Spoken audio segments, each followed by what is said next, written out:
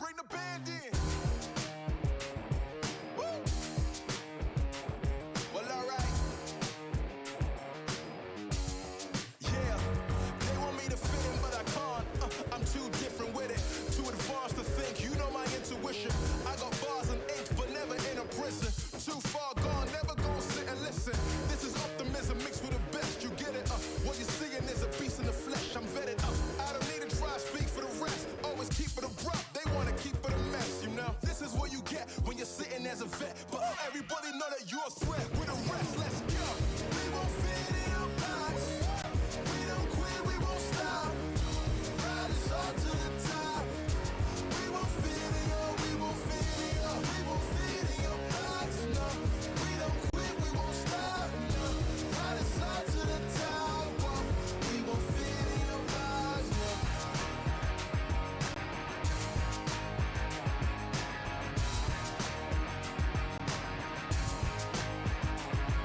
Look, I'm trying to tell you we don't fit in your box. Why you try to box me in? I got the key to unlock. I know the locksmith, optics. Speak of the loss, I'm eating lobster, chopsticks, freaking the boss, you know.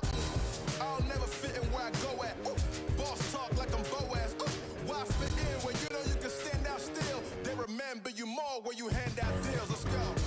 We won't fit in your box. We don't quit, we won't stop. Ride us all to the top. We won't fit in your, we won't fit in your, we won't fit in your box, no. We don't quit, we won't stop, no. Ride us all to the top, whoa. We won't fit in your box, no. Don't box me in, I do my own thing, spirit is right within. I got my own way, violent is not within. Look at the way that I do my ops again, better let me loose, you know that I got the juice, everything I got to do, words that I speak out my mouth, I gotta move, we can't fit in your box, we too cold and you know.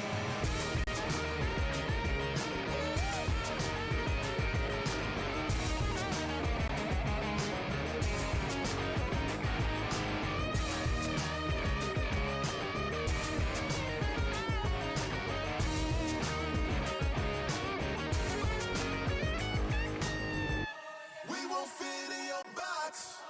We don't quit, we won't stop. Ride us all to the top. We won't fit in your, we won't fit in your, we won't fit in your box, no. We don't quit, we won't stop, no. Ride us all to the top, whoa. We won't fit in your box, no. Thank you, Ben, for coming out tonight. My name is Son of Augustine. Let's go.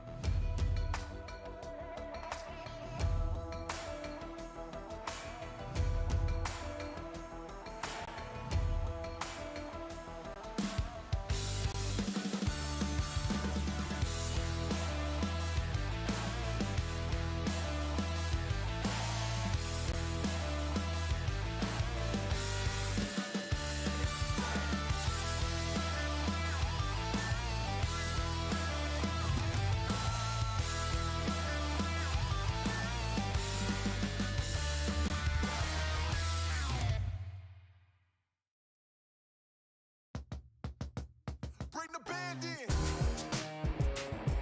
Woo! Well, alright. Yeah, they want me to fit in, but I can't. I'm too different with it, too advanced to think. You know my intuition. I got bars and ink, but never in a prison. Too far gone, never gonna sit and listen. This is optimism mixed with the best. You get it? What you're seeing is a beast in the flesh. I'm vetted. I don't need to try to speak for the rest. Always keep it abrupt. They wanna keep it a mess. You know, this is what you get when you're sitting as a vet. But everybody know that you're a threat. With the rest, let's go. We won't fit in your box. We don't quit, we won't stop. Ride us all to the top. We won't fit in your, we won't fit in your, we won't fit in your box. No, we don't quit, we won't stop. No, ride us all to the top. Whoa. We won't fit in your box. No.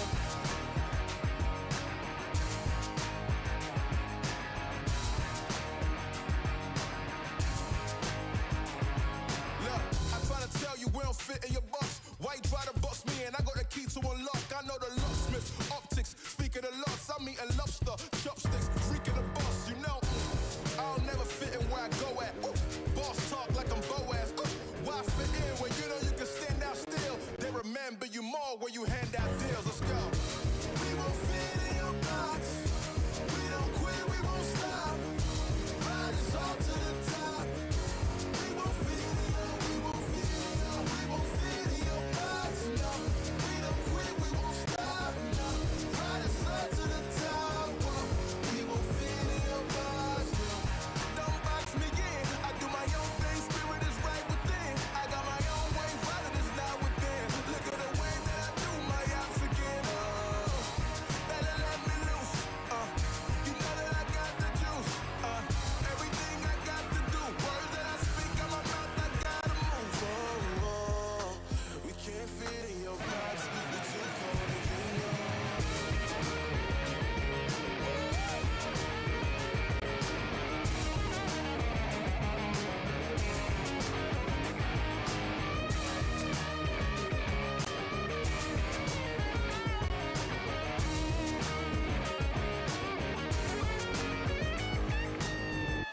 We won't fit in your box. We don't quit, we won't stop. Ride us all to the top. We won't fit in your, we won't fit in your, we won't fit in your box. No, we don't quit, we won't stop. No, ride us all to the top. Whoa. We won't fit in your box. No. Thank you, Ben, for coming out tonight. My name is Son of Augustine.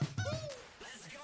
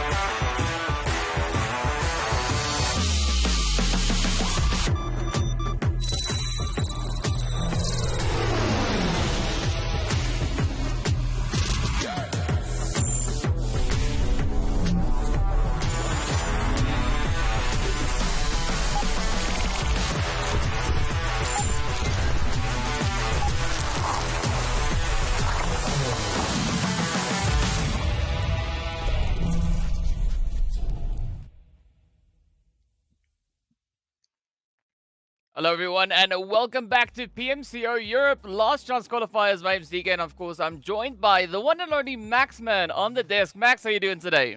Doing fantastic, DK. I am so hyped to be back for some PMCO action. As always, here that we get the new recruits fair to say, for the next year. And we got a lot of talent that came throughout 2023 from these exact PMCOs. So I'm always excited to see which new players are going to stand out and get picked up by the new Unicorns of Love roster for the 25th time. We'll see how it goes. But yeah, super hyped to see. Yeah, well, I mean, we've already seen quite a bit of an exciting day come through in day 1 of the Last Chance qualifiers. Of course, as we know, we've got day 2, then we are going to be moving over into day 3. But, math. you know, we'd love to hear what everyone's thoughts are, so be sure to hit us up on social media. As you can see, everything posted down below, so be sure to, you know, go share your opinion, share your thoughts. I mean, we've been seeing so much support come through for our teams just in the first day. And I'm curious to see, you know, are we going to be able to potentially maybe even surpass that moving into day 2? Yeah, I'm going to tell you right now, DK, if you're not supporting the best team in this tournament, Big Baby, with the best name, I don't know what you're doing. You're doing something wrong. They're the best. But actually, they're third place, so I'm not even joking. They're actually pretty decent. Yeah. Ooh, what's going on? But yeah, it's got some good teams with some good individual players. And we had some good games yesterday in particular. I've been able to catch up a bit on the action, so we'll see how things are going to pan out here. Well, I mean, it's quite interesting because yesterday we know Crowns was also favoring Big Baby purely for their name, and you know, you come back into day number 2, and it seems like it's something that's happening over in that right box. So I'm not quite sure what the thing is, but sure, we'll go with it. Of course, as we know, the teams have really been grinding, you know, trying to establish themselves within the leaderboards, looking to see how many points they can actually get in on board. But yeah, I mean, we've got so many things to look at before we are actually going to be jumping into our first bit of action here today. Yeah, a lot of stuff to be paying attention to. Of course, we're going to be looking at still. I guess we're going to look at the leaderboards at one point to see how Rush Team have been able to perform and hold on to their first place. And not only able to hold on to first place, but that without a chicken dinner. But we're not going to go there just yet. Going to check out the format, which of course you guys, I'm sure, are pretty familiar with by now.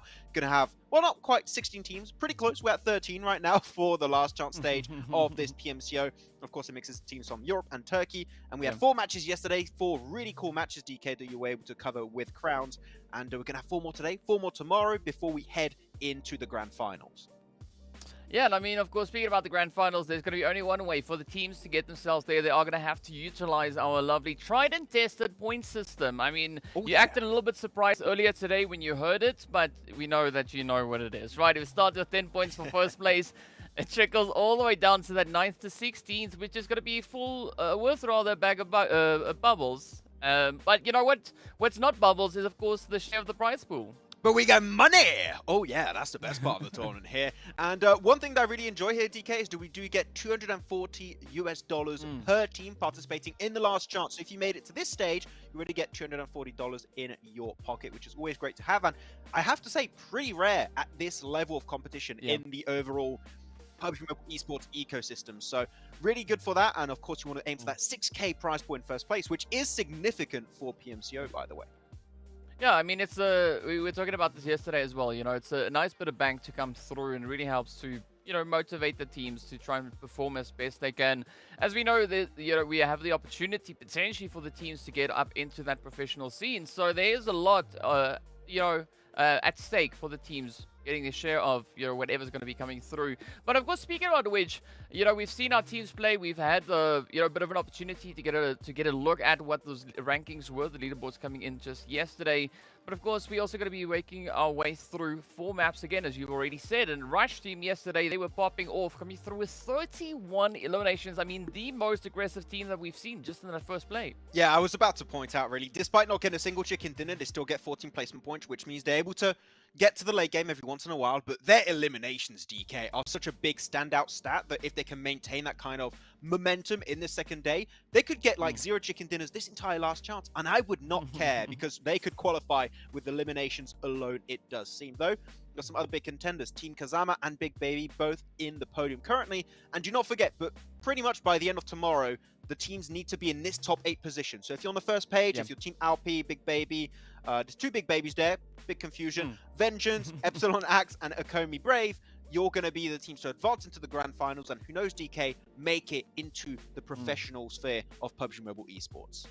I mean, Big Baby, a name so nice, you got to put it up twice, right? So might as well I just agree. have it in there. Yes. Here we go. You got to add it. You got to add it. But of course, taking a look at that second page, This is where we see our remaining teams, right? God's Ultimate, Firestorm, DX, as well as Imperials and Avoid. I mean, both Imperials and Avoid, they had a little bit of a tough run going through yesterday's matches. You can see only being able to secure themselves 6 points. But, I mean, Avoid definitely not being shy when it comes to the aggression. I think the only thing there was, of course, just, finding the opportunity for a little bit better placement. Yeah, exactly. I mean, so far they've got 0 placement, so I don't think you can make much worse unless you can get negative points. I don't know how that would be possible. But yeah, Avoid is an org that I remember seeing a while ago, I think last year, and trying their best to enter into the PMPL sphere of PUBG Mobile Esports. So we'll see. One bad day, can still catch up. But the thing is, compared to your typical championships, etc., that have 5 or 6 matches per day, you only have 4 matches per day. So you have a very slim amount of time to make those changes and to hopefully rank up higher on the leaderboards. But top 8 is feasible as you check out the maps of the day. Double Erangel, 1 Miramar, and 1 Sanhok, the trial and tested map rotation that we know and love. You start it with Erangel and you finish it on the best map of the game, Erangel once again. I mean, there's a reason why they call Erangel the bread and butter of PUBG, right? Because, I mean, it's the loaves on either side of the rotation that we are going to be playing with here today, and adding a little bit of that Miramar and Sanhok spice in between just helps to you pack a little bit of that extra additional punch that these teams are going to be needing to get themselves situated. But as we know, it is going to be day 2, so we're essentially right in the middle of the last chance. So I'm expecting already a bit of a steady increase coming through the games yesterday. And I think what was quite surprising and quite satisfying to look at yesterday is just the kind of pacing the teams are bringing to the battlefield. I mean, they are being active. They're pushing through each and every zone. We see a lot of mobility, a lot of movement, and I just appreciate the proactivity so much. I especially appreciate Team Kazama's win of yesterday. It was a very steady approach, really like kind of bringing in the aggressiveness when they have to be aggressive to try and zone teams out of their position to get the win. So I think that Team Kazama, if I had to point out a specific team on how they were playing the game, I think that was a standout team throughout yesterday. But one very important factor we do have to keep in mind here, DK, is that I don't think we had any scrims happening in the background before day 1. Now that we have 4 matches played on each of the battlegrounds, you can go back as a team or an analyst, which if you have an analyst at this level, like props on you, that's a fantastic pickup. But you can now adjust your drops, adjust those rotations on the early game stage, and have a way better game plan entering day 2. So the teams at the bottom, as you said, maybe an unlucky day 1, but there is a lot of wiggle room for them to do better on day 2. Yeah, I mean, especially looking at, at this level that we're in, there's so much room for opportunity here, right? If teams isolate something that's not necessarily going their way with regards to a strategy or a thing, they still have the opportunity to try and change that up and bring in the needed improvements or the adjustments that they want to have. And I mean, I'm excited to see whether or not the teams are going to be opting to do a little bit of that as we progress through, as we did have, some kind of evolution just throughout the 4 matches yesterday. But speaking of matches, of course, it is time for us to head into the game, right? First Erangel is just around the corner. So I'm curious to see what the flight path is going to be, as we've had a few interesting options when it comes to that. Yeah, we'll see how things are going to be panning out. Of course, if you did catch the European Championship, had the chance to cover just last weekend, we had some god-awful circles, DK. So if I have anything that's remotely close to normal, I'll be happy. I don't want island finishes. I don't want weird, wacky, back-and-forth circles on hardships, okay? Yeah. I just want normal PUBG Mobile esports action, DK. And if we get that, I'm going to be completely stoked. But yeah, otherwise, looking at the playing path, Mill to Power, over to George Pole. Happy chappy about that, especially Kazima is going to get their early drop done and dusted. So that's pretty decent on the looting side. A plane like this can only be ruined, DK, by a horrendous Phase 1 circle. So we'll see if we can count our lucky stars here. Well, I mean, hopefully that's not necessarily going to be the situation. I hope that we'll have at least a decent display when it comes to what that zone is going to be bringing in. I mean, it could go one of 2 ways, right? Either take an extreme shift down to the south, maybe pull up in towards that northeastern side. I realize I said 2 ways, and I'm actually about to name more than that. And the third option, I think, would be very complementary to our current flight path. Yeah, we'll see how it's going to be panning out. There's going to be a lot of interesting prospects. I do like AVG going for there's a little bit of a split drop happening here for the red team. I'm going to get used to the team tags, DK. It's always that interesting moment, of at the start of a tournament. You got to get used to the team tags and just correlate them to the team name. So I'll get there. I'll get good, guys. Don't worry. Though Phase 1 circle, we couldn't ask for a better one right on the smack dab middle of the map. And some teams are going to be really happy about that one. We'll see there's a lot of space, so if you're rotating from the eastern side in particular, you should be pretty happy. Though we are seeing Kama playing himself the AC Val, which don't see played too often, but it can be used in the early hot drop situations, which is what we have here with TPES Esports. I mean, this is definitely, as you said, a weapon that we don't see all too much utilization coming through here. But I mean, DX yesterday, they were having a little bit of a tough go in the initial first half of the day. As we got into those later stages, Ooh. game 2, game 3, or rather 3 and 4, things started to get much better. But I mean, Lazy X though, you can't really fault that nade. This could be a really important fight, actually, because a lot of teams might be coming this way. He's got himself the shotgun in hand, but it's not enough. Shoddy versus Shoddy, and the S12K will prevail. That's going to be it. DX getting himself their first elimination on the board. So good for that, and it will also bring their teammate back to the realm of the living, which AR is going to be the one to secure himself that one. And I was saying this position, DK, is very important for one particular reason. You're holding the Eastern Bridge, which you're going to have IMP rotating in that way. You got two teams in Milta and Milta Power that might rotate that way. So if you hold up a very good defense in that position, there's a big opportunity to rack up early limbs and maybe, who knows, a squad wipe. So winning this fight and not losing a singular player, really big W for DX AFG. Yeah, I mean, DX now, great start there, but of course, we know that the rest of TPS will also hang around in the vicinity. We did see Epsilon Axe a little bit over towards that eastern side. But I think another team that I'm quite curious to see what their approach is going to be is, of course, none other than Team Alpi here. I mean, they were just lighting up the chat with their support coming through. So we did see a few good plays being secured from their side. And again, the pressure is on, right? You got to try and replicate that effort moving into the second day, looking to potentially bring even improvement along with that. Yeah, maybe a little bit of momentum, as we like to say. If you had a good start, maybe try and continue that one, of course. But it is tough because, as I mentioned on the pre-show, you do have now these VODs that have been put out there for the world to see, and teams might be able to bring adaptations that the teams that were at the top are not able to, unfortunately, deal with in an efficient way. So there's a lot of things to keep in mind. I think that the first days of an event is always the worst. I think day 2 is always the one where you can see the teams trying to improve and play at their peak. So this is what I'm hoping to see from these guys. But otherwise, we're pretty chill. And also, I know this is a bit of a touchy subject for this tournament, but we do have to also keep in mind that we do have 13 teams compared to the usual 16, right? And that does have a massive influence. That's 3 teams. That's a total of 12 players that are not on the battlegrounds, which means there's a lot more space in the early game stage. So you might feel a bit more comfortable with your rotations, but you still got to put a big emphasis around your scouting, because even though it's still the early stage, this isn't PMPL just yet, teams can punish that pretty significantly, because how many teams sign up initially in this tournament? It's like hundreds, if not thousands of teams. Yep, thousands of them. Thousands of teams that sign up for this tournament, and now we have the best. Now currently 32 technically. After the last chance, we'll be down to the best 16. So these are teams that can punish big mistakes if you do make them happen in game. I mean, even just looking at what was happening within, you know, those group stages also had an immense amount of teams.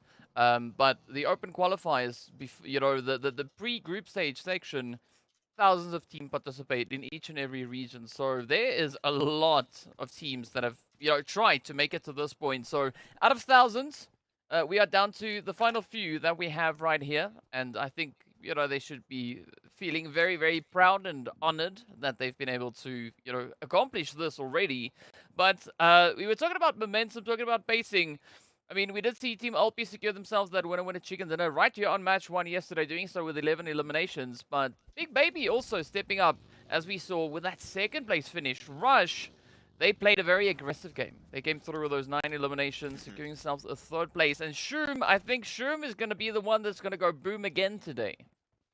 Will be interesting. I would love to see that continue. I think that if you get this many eliminations on day 1 DK, you want to see a continuation. You don't want to see them fall flat on their faces on the second day. So there's a lot of potential. And I am seeing currently some teams going for the little sneaky middle map rotation DK, which is what we want to see. There's so much space. And as we said, with only 13 teams, you can afford to maybe go a bit earlier for these POIs. But Razok right now, I would say if you're a team, I don't know if you would agree, DK, it's always cool to be able to break down and have some back and forth. I would go for Rozhok Hill right now. Center of the map, good high ground position. You can scout teams like Alp, etc. So if you are currently, who would that be? Firestorm.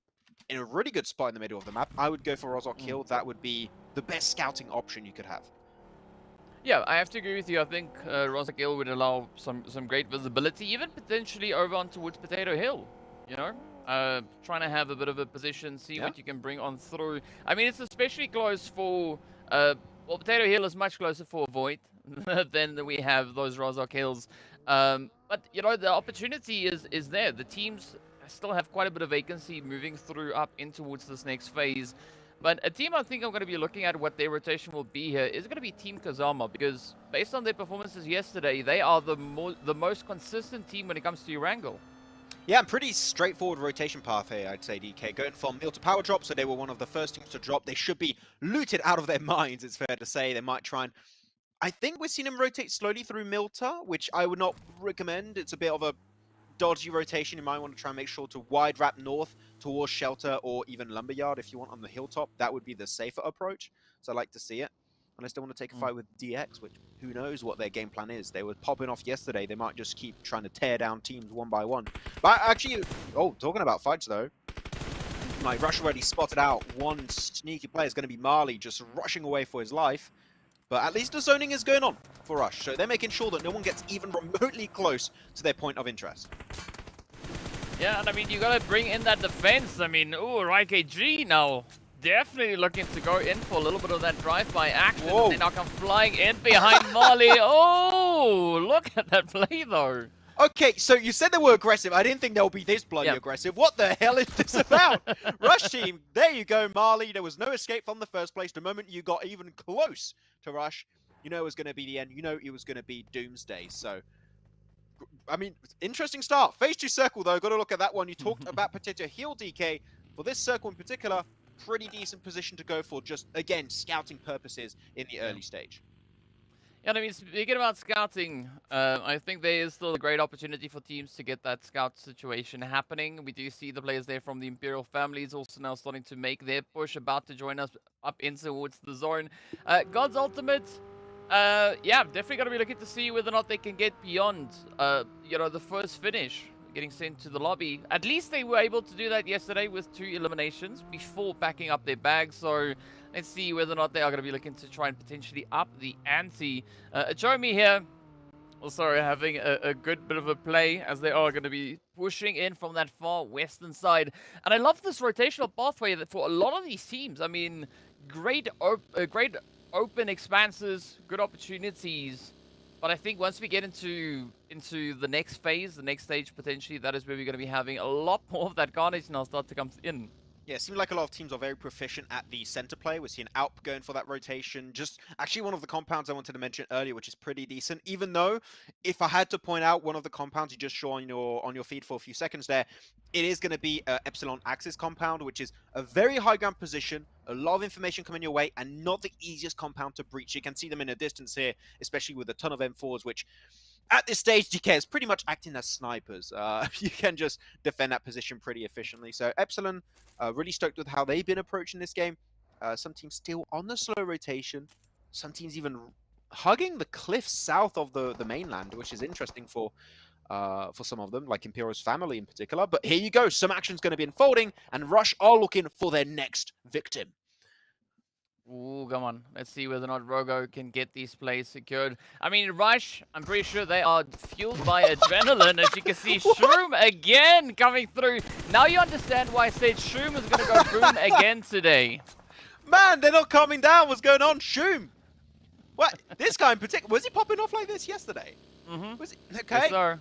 Okay, well, if you see Rush in the elimination feed, just go 180 degrees and just don't take the fight. It's not worth it, boys. It's not worth it, because Gods not living up to the name here. They got rushed real bad, and they're going to try and leave only Yama69 and Rogo.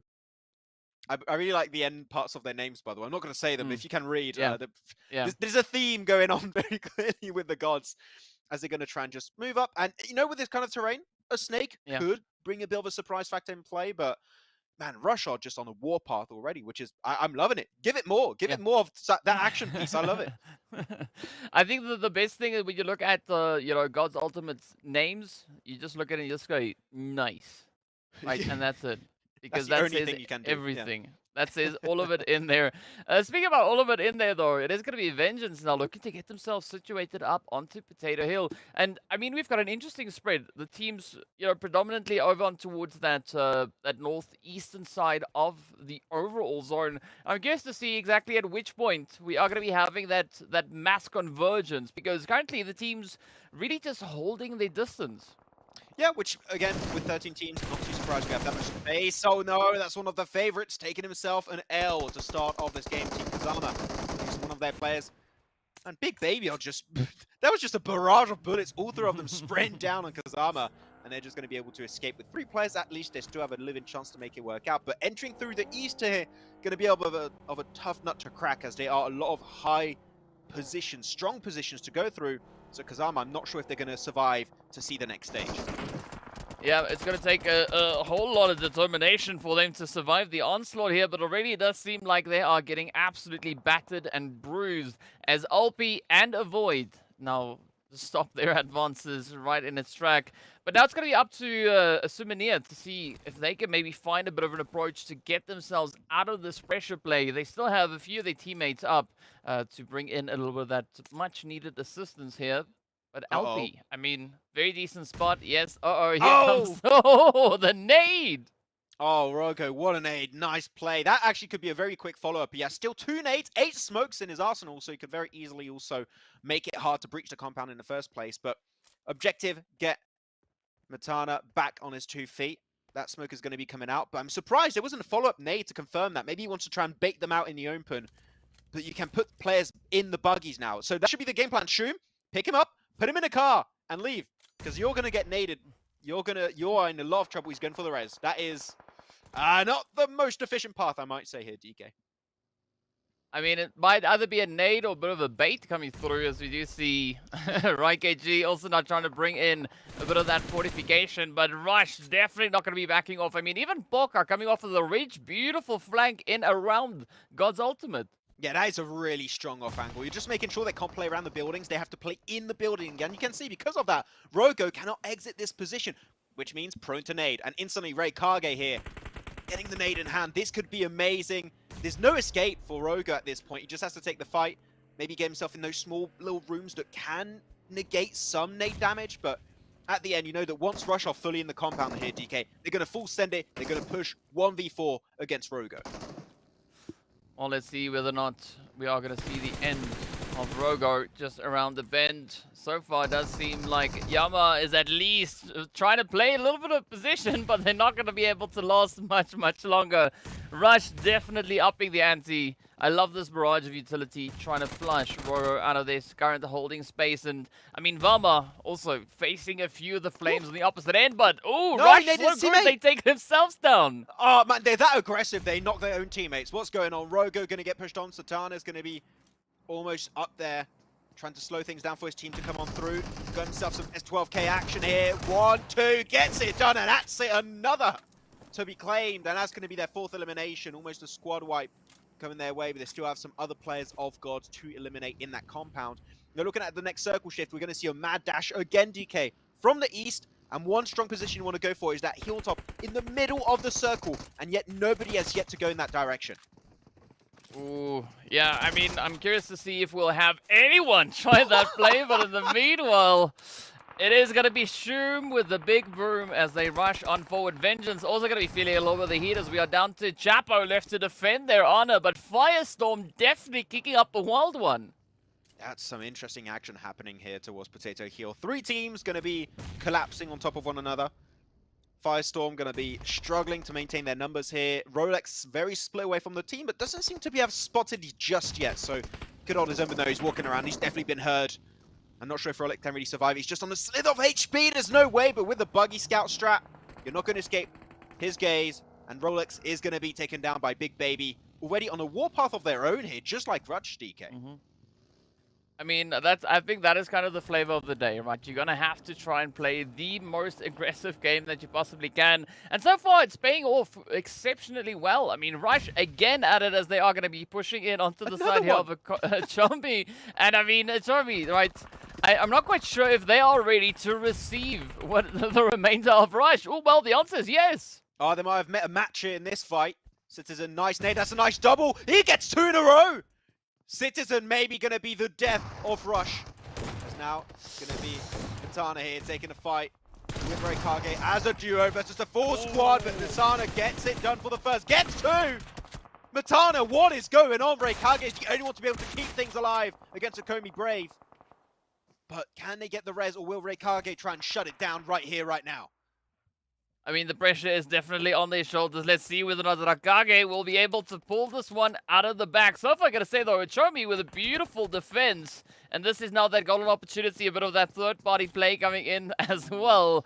But now everything is riding on the shoulders here of Raikage. Let's see.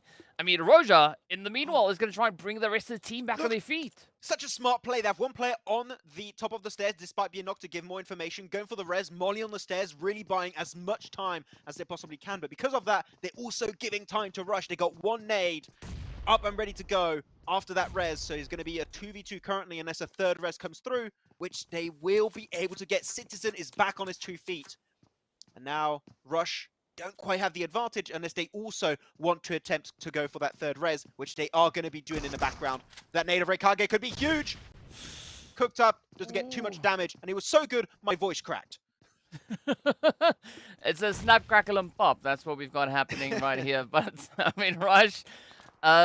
So I feel like Rush is starting to lose a little bit of that momentum. I mean, Achomi definitely bringing in a little bit of a break in the win here, but up comes the push. Poker and Rush now find a 1 trade. Oh, Poker managing to quickly just lock in the hits, but they're not done.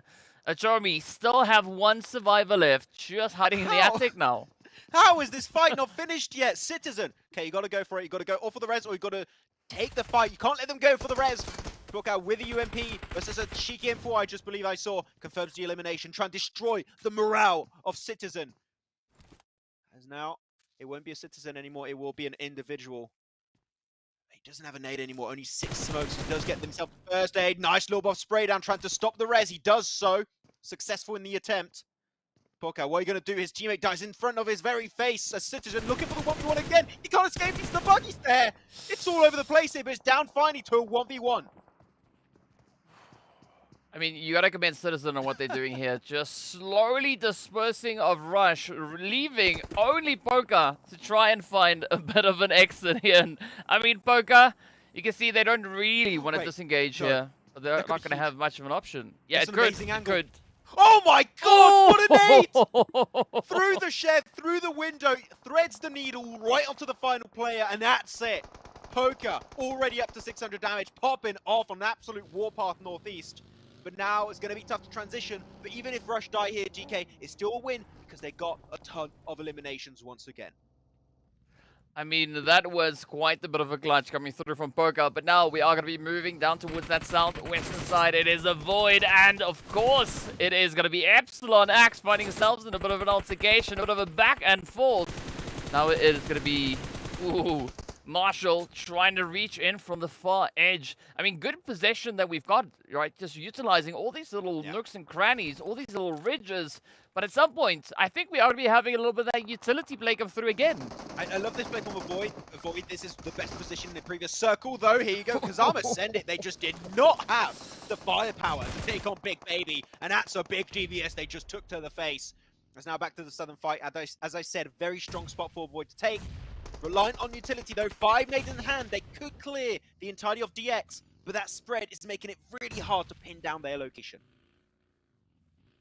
Let's see whether or not Marshall can maybe find a bit of an opportunity. Again, trying to take a little bit of a cautious play, but look at Gamer. Definitely going to be looking to fish out a few of those additional positions. But DX already appreciate quite a bit of a step up that they've been able to bring through this game. So much better than what we saw in their first match yesterday. Love the evolution, but now DX, they're going to have to follow through. They're going to have to commit to some kind of play over on towards a Void. I'm not sure if DX did it on purpose, but putting those smokes to the southernmost side, outside of their location, is really good. It baits out nades really efficiently. So DX have been able to do it. And 1 good opening nade, that means they're going to go for the full-on send it here, GK. The buggy on the forefront. Camera's here to break it open. That's 1 elimination confirmed. Up to 5 for their side. And Avoid, not even trying to take the fight. That's a second, just rolls him over like it's absolutely nothing. And it's down to a solo for Void. He tries to run away, but you know that DX aren't going to give them the time of day. That's it for Void, eliminated in 7th position, only 1 elimination, and DX now with their position of interest are going to get all the information they need to transition in the field. Oh, this could be golden. Absolutely golden. But, of course, there's still quite a bit of contention coming through up on towards the northern side as we do see the Imperial family going about their business here. We do have Big Baby as well as Ulpi. I mean, you were giving the shout out there to the side of Big Baby. I mean, they were showing a very similar kind of approach in their performances just yesterday. But I think the owners, the pressure is going to be on Ulpi to see whether or not they can follow through and get themselves much closer to that winner chicken dinner. I'm really a big fan of what Imperial's family have been doing this game. They went for the southern side of Pochinki, which is a very safe spot, very easy to transition away. You're avoiding the madness of the hilltops, avoiding the madness of the Pochinki fields. And you can still apply pressure on all the teams entering the east or southern eastern edge of the map. So Imperial's currently going for game-winning play, in my opinion, though. Team Alpi going towards DX, but you know that they got an absolute stronghold of a forward position. So you don't want to get close. Morris spraying down the competition. That nade is going to be an absolute banger for sure. I'm not sure. It's a little bit too short on the throw, but the attempt is there as Alpi. Sure, Sandra gets in the center. They're going to try and get Fank in the middle too with him, but I don't think they're going to get a full squad. It seems unlikely, and indeed 2 of their players will be lost in the process. All 2 players down does bring in quite a bit of an upset here. I mean, hopefully Ulpi can still try and maybe clutch a few of those raises on through. But now looking at DX, just such a phenomenal upstep and a great position down onto Big Baby as the vehicles now go up in flames. But this is going to be up to CR and the rest of the team. Looking to see if they can apply the necessary pressure. I mean, we've got Overlaid as well as Baban just holding nice and steady, trying to stay well away, but look at the response. I mean, DK, you just talked about the cars going ba-boom. Without those cars, Big Baby aren't going to rotate. They can't escape those bits. So, with that in mind, I think Big Baby might be living their final moments unless we see one of the sickest shots I've ever seen and just obliterate the off angle of DX. This should be pretty much the end of the road. And man, DX are looking for a double-digit elimination game. They are applying so much pressure. They still have 4 players alive. And a DP at this kind of range also, GK, the best weapon you could ask for to hit those nasty headshots and obliterate cars as teams try to rotate.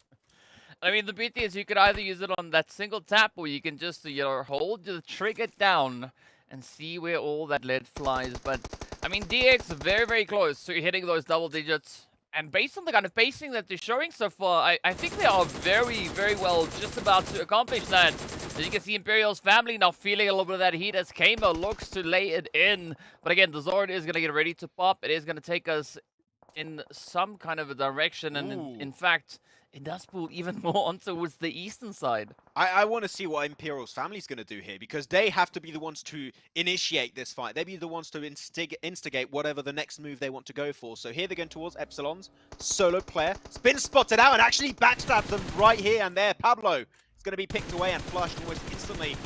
They're going to be losing a lot of precious time, which means the XDK are going to go for the potential third party to not give this space over to Imperial's family. He just ruined it for this team. They get the elimination, good job, but in the circle, DX already started moving in. Yeah, and I mean, DX, they're not going to pass an opportunity. Instead, they are going to be looking to get themselves situated. You can see they are still holding on to a beautiful bit of high ground here. Great reach that they've gotten all the way down. And you can see the contribution coming through from every single member here of DX. You can just look at those eliminations. But now, right, they're still going to have to keep their focus on. They have the numbers advantage. They have a potential positional advantage. But it is going to take a very quick reaction, and with that, of course, it is going to be Marshall now to get dropped on down as Rush reaches in. He's still alive! He's still going! He's still getting himself some knocks. Really good job, so Poker. I think he might be an MVP this game. I wouldn't be too surprised. But so far, as you said, that solo of Epsilon really slowed things down for Imperial family, so they're not able to move in. Poker's going to be spotted out. These fields are going to be treacherous for these solos, but Baban from Big Baby, with also his M4, could laser down some competition. He's got himself some decent windows. Currently pretty much alone on the eastern edge. If a fight breaks out between Imperial's family and DX, there is possibility of a little opening for Big Baby to get to the rocks and maybe play this game out. But really, I think that it's between Imperial's family and DX currently, with 2 solos possibly trying to ruin it for them. Yeah, I mean, there could definitely be a bit of a bit of an upset happening right here. I mean, Fan also going to be feeling a little bit of that pressure as they are just keeping themselves out of harm's way, at least for the time being. But Morris, I mean, not going to try and pass on opportunities. You can see trying to pop and poke their way. Well, prod and poke. There we go. Those are the proper English words as they try to find their way in. But, I mean, still DX, Imperial's family, both teams still needing to get themselves situated, moving in towards this next zone. Unfortunately, they don't have so much ground left to cover. This little ridge is really strong for Grodex. He unfortunately cannot play it for too long. The circle is moving against him in the next 30 seconds, but it's really strong to avoid DX from peeking over the ridge. So he's keeping Senko and Koyu safe in that position. Unfortunately, he's going to be the first player to move, and I think there's a high chance he might get picked up by Fank from Team Alpi. So that off angle is going to be lost, which means that Imperial's family are not going to have that safe slot to play anymore. They're going to have to take the fight head on, and they might be prone to take in heavy casualties from DX. I'm telling you, from what we're seeing right now in this circle shift, a solo could win this game. A solo of Team Alpi or Big Baby could ruin it because they're going to have to take this fight head on, then go downhill. Unless you survive as a 4 or 3-man team, this is going to be a tough transition against solos. Oh, Alpi's picked up. There you go. Yeah. So LP is out of the mix. Now it is up to Baban to see whether or not they can, well, firstly, get themselves out of the blues. We can see they are caught in a bit of a shack. And, I mean, the shack attack is not going to be the most opportune approach. Just narrowly evading it, but you can't dodge the lead as Gamer comes through with a beautiful spray down. And now it's down to the final play, right? Looking to see which team is going to clutch it out. Is it going to be DX, AFG, or is it going to be the Imperials family? But based on what we've been seeing so far, I'm leaning a little bit more towards the side here of DX. I would say DX currently looking good, but you got to keep in mind that Grodex off angle is dangerous. He is not going to be peeked out. He's got this little slope to play with, which means that DX, if they try and rotate, if they try and transition away, are going to get caught with their pants down. This is very important. These off angles are good. DX sure have the fragging power, still having 4 players alive, but Grodex angle in particular is a game-winning play. Unless they have a ton of smokes to transition to the rock he was looking at, Sia, it's not going to happen. Grodex is locking down this game for his team. Oh, the buggy rush. Oh, no. Yeah. Up it comes Gamer. Definitely going to try and flank up at that initial play. Ooh, up into the rock, though. That was the game-winning play. Also, there's so many game-winning plays happening here, DK. This is really, really smart. And just have 5 nades in play, too. He gets a nade range off Grodex. Could try and chuck one over if he does the run and jumps thing. Ooh, but Morris is the first to get picked up. Now it's down to a 3v3, now down to a 3v2. Sayar's going to struggle to make it out that smoke row. And it seems like Imperial's family might just have this one in the bag, DK, as only Kamar is there to stand strong against the entirety of Imperial's family. I mean, this is a phenomenal play coming through from Kamar here, but now already the shots getting dealt, getting delivered. It's all going to be down to the wire. The blue also about to start to touch them, and this could be all downhill. Yep, there we have it. Imperial's family upping the ante, a beautiful push. I mean, yesterday they got 1 elimination. Today they won, right? Yeah. But what a way to change it around. But you got to say though, I mean, this first match, a stark difference to our first match that we had just yesterday. The team's coming in so much more aggressively. Yeah, and Grodex, I really need to highlight how good Grodex was. He was really... It was not a safe position. It was very risky for him to be far away from his team for as long as he actually was, but it really paid. So, like, it was super worth it. I was trying to come up with cool sentence. It was worth it in the end of the day for Grodex, and he was making sure that there was no way DX could use that high ground to its full potential. So really glad he did that, then able to reward Imperial's family with that chicken dinner to kick off day 2 of the last chance. And I just from my first day already on the board here, DK, I'm seeing some really strong individual performers too that are willing to go for those big plays to get the win. I think that's going to be important, right? Teams knowing that they've got individuals, as you said, that are willing to go that extra mile, ensuring that the team gets themselves in a very favorable setup. And I mean, speaking about favorable setups, just look at DX, AFG, and Big Baby. Both teams finishing on 16 points apiece, 10 and 11 eliminations respectively. But I think the big impressive plays that we've seen here has definitely come through from the side of DX, AFG, and Imperial's family, right? A very tough start to the day yesterday, but coming into today, you can see the commitment to bring that needed improvement. But we also have to highlight Rush Team, that got themselves 9 elims. They had 31 at the start of the day, which right now means they're at 40 eliminations, which is a really strong average to have over the course of 5 matches plays.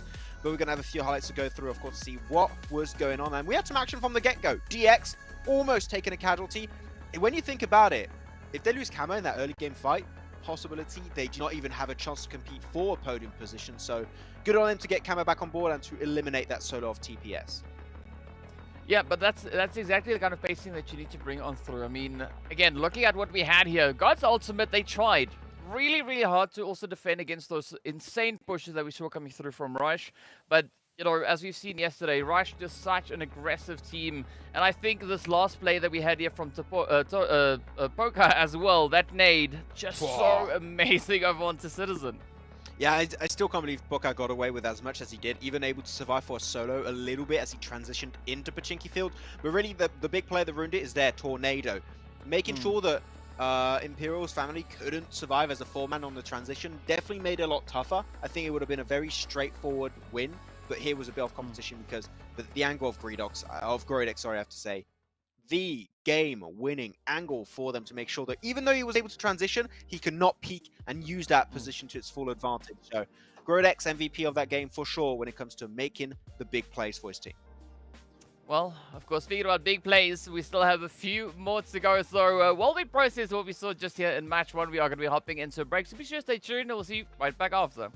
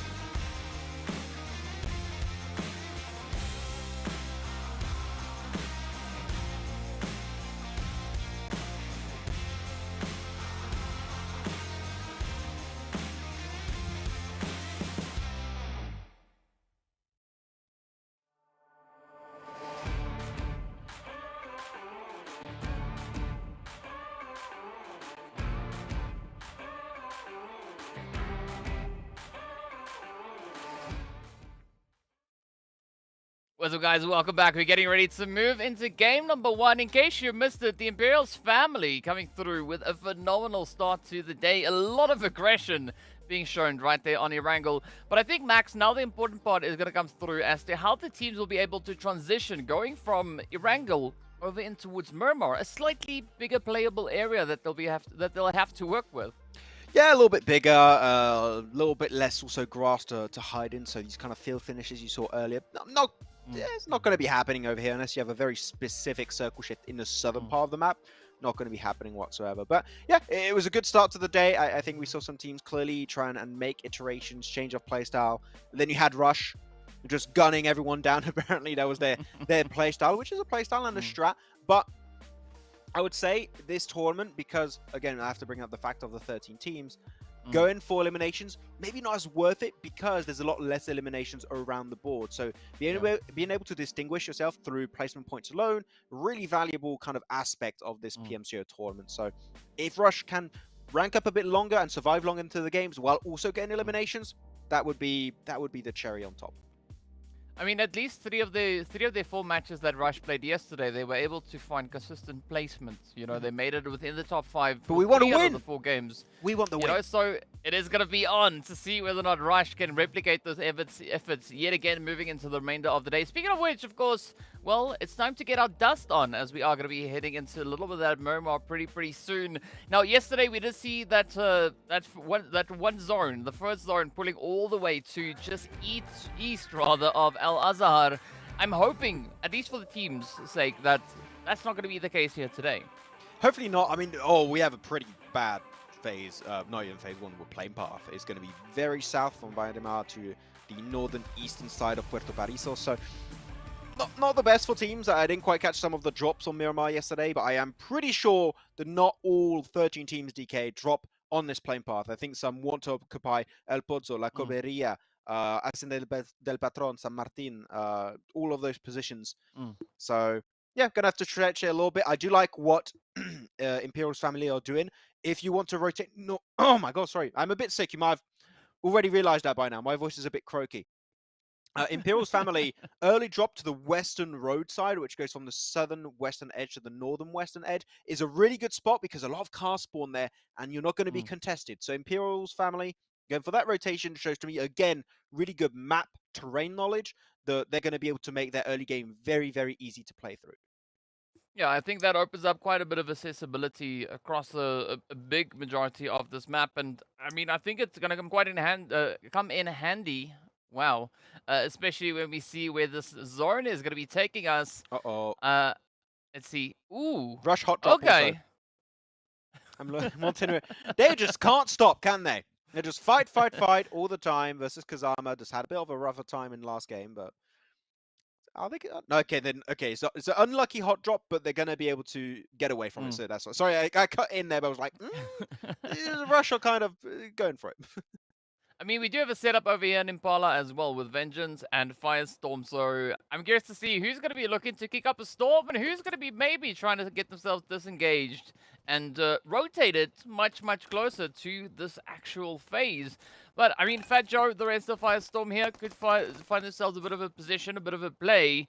Firestorm definitely going to be trying to up the ante, as the Murmur that we had yesterday wasn't all too successful for them, as they got sent back with a bag full of bubbles. But hopefully we can see them now honing the aggression a little bit more onto the side of Vengeance. I swear, I saw Chapo 1 and I was like, is that El Chapo? What's he doing in PMCO? But no, it's not the El Chapo. It's Chapo, which is good. Maybe we'll have an upgrade. Maybe it'll be called El Chapo 2 at one point.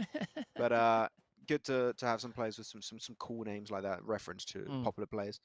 We'll see. As here, I saw also Winchester in someone's hand. Intrigued to see if that's going to be used up. There you go. That's going to be the initial push. Smart to push as 2. One can do cover fire while the other's crossing also, so it works pretty good. And now Andre is going to be isolated in his position. He's going to get pushed upon, and I think that Vengeance have all given up, or they want to try and get close to this fight. But I think that you know that Andrej is not going to survive this fight unscathed. Yeah, especially with Johnny coming through with the shotties in hand. That is definitely not something that you want to try and contest as a solo, especially seeing that John has a little bit of reinforcement, a few backups. He has Rolex, is now just getting themselves amped up and ready to roll on through. But I think ideally here for Vengeance, we'd love to see the rest of the team now trying to close up the gap Smart. as Andre flies out the window. Really good. His teammate got himself an angle, and he actually was going to be safe on his position, and he baits them. They bait the entirety of Firestorm in a false sense of security and lose 2 players at the drop of a hat. What a play from Vengeance, turning what I would say one of the worst situations to be in Impala, in a city fight early game, into 2 easy eliminations. As Lon and Dennis going to have to escape from the situations. We know that now Vengeance has got the taste of blood in their mouth. They're going to chase it down to get the full squad wipe so they can easily transition from Impala. I mean, in this situation, I would say Vengeance is a dish best served bold, because that's exactly what they were doing here. I mean, a very, very risky approach coming through. Now it's going to be up to Dennis and Lon, as you've mentioned, looking to see whether or not they can pull through and get Firestorm either out of the situation or maybe find a bit of an end to the Vengeance that we could have erupting. But still, a very, very tough spot to play. And I mean, they're now getting encircled by Vengeance. Yeah. Also, Lon's got MVP in his name, so he's gonna have to prove himself worthy of having MVP in his name. Otherwise, I'm sorry, we're gonna be overdue for a rename. Okay, Lon, we're gonna have to be a bit careful on that one. I remember in spring we had a player that was called, or even was it last year, we had a player called Folly in PMPL, and it was called Folly PMGC. Failed to qualify, renamed to just Folly. I'm like, cool, that's good. Didn't get too ahead of himself. It's honest. It's honest. It's honest work. So one might expect something if you can't do the 1v4 clutch. I expect nothing less than a guy that has MVP in his name. But Vengeance here with their cars. You could also not want to take the fight. Like, we want it fair and square. We got the cars. We don't need to take this fight because the circle is so far away. Let's just get on the move and just leave these 2 guys solo. It's not like they're going to be a major threat later on down the line. But I think that is really good awareness coming through from Vengeance. I mean, because a lot of times we've seen teams really committing to an engagement on the outside of zone, even being, more than 2 kilometers away from the next phase. So I gotta give the big ups to Vengeance. I think this was a very, very wise decision to make, a really good call to have. Yeah. But as you can see, based on how Firestorm have been reacting there, they might be suspicious as to where exactly Vengeance decided to go. Monster truck! Okay, I'm gonna have to do that every time someone picks up a monster truck. Though you did see with Vengeance's loadout, they are a little bit underlooted because they couldn't really loot as much as they really wanted in Impala. So you saw some N16s especially, which not the best weapon to have around. You possibly want to have yourself some M4s, some UMPs, some DBSs, or some Mini 14s SLRs, depending on what kind of loadout you want to go for. So it does seem like if they do take a fight head-on, they might be a little bit underlooted compared to the average population. But the cool thing, Miramar being so massive, DK, they can easily go, I would say, to another compound and just loot up for maybe 30 seconds to a minute and just top the extra loot that they just couldn't quite get for themselves in Impala. But I think that is the approach that the Vengeance are going to be looking to play with. Because, I mean, they are pulling closer and closer up into its junkyard, and as we know, there's also a good, decent amount of loot. Not necessarily the greatest amount of loot, but loot nonetheless, as you said. It would give them a bit of an opportunity to just top up on what they already have in their bags. But speaking about having stuff in the bags, I mean, Big Baby, I hope they've got meds, because they are still quite some distance away from this next zone. Yeah, they are indeed going to be in the blue, which, phase 1 circle, don't really have an issue with it. It's completely A-okay if you want to take a bit of blue damage. Just be careful how you rotate, because by rotating so late, you're going to have a lack of information of where teams are located. So, because of that, you might have some unfortunate crashes. Now, while these teams are going for the wide rotation, God's also going for a similar rotation for God's Ultimate.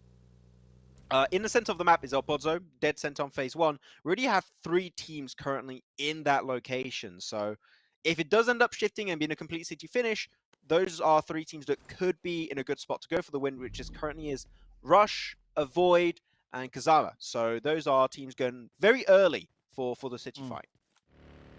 Yeah, I think Rush... Monster truck! We have a pretty good idea as to what we could see coming through. I mean, it looks pretty fly. Okay, I'm not doing Monster Truck anymore. You ruined it. I was having a good time, DK, until you did that. But come on, like Monster Truck is the coolest thing. And like, how about we put butterfly wings on it? So cool. Yeah. Yeah, you got to get it. I mean, speaking about butterflies, though, I'm curious to see what Tipez is going to be bringing through with their rotation. I mean, based on what we had yesterday, not based on aggression, but based on placement, I would say Tipez was one of the most consistent teams that we had.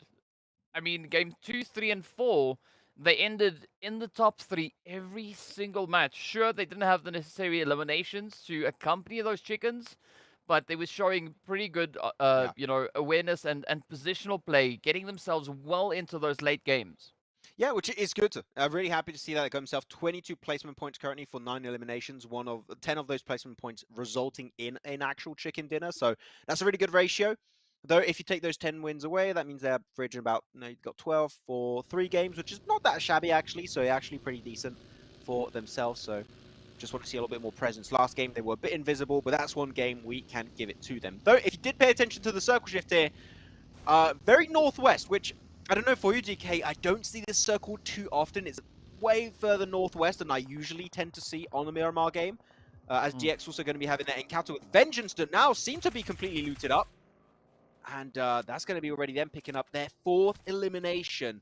Maybe looking for more if they can get the snipe, but the Mini 14 will not connect.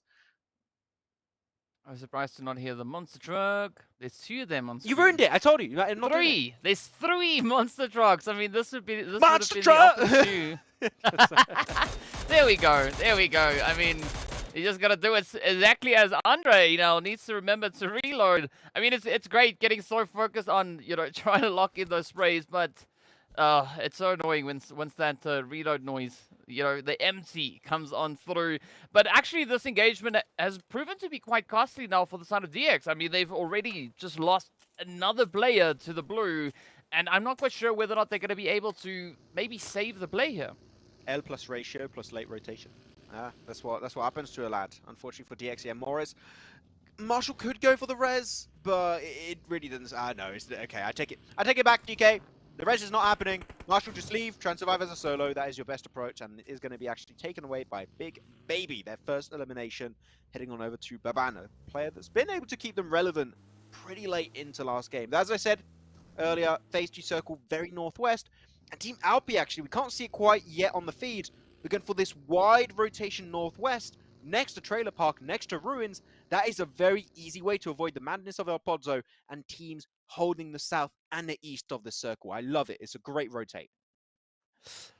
Well, let's see if they're going to find a potential bit of gold at the end of that rainbow. In the meanwhile, we are still awaiting quite a few teams to get themselves situated from those outlying regions. We can see still, you know, Big Baby having to move up.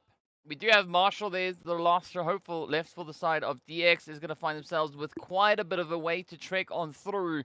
But looking at the shift, I think Epsilon Axe, they've got a good setup here. They've got a bit of elevation to utilize down on towards those crater fields. I was just going to say, I want myself a crater field finish. It's always fun to have a crater field finish, see how teams adapt to it, because not a circle we see too often in Creative Fields itself, so it does require you to be very, very cautious about how you approach it, because it's down to, I would say, DK, down to terrain knowledge. If you know which dips are strong, if you know which high ground positions allow you to rotate further on down the line, you have to be very knowledgeable to play it down to almost perfection. So, sure, we have some teams already in there, like Epsilon, but how are they going to play it for the remainder of the game?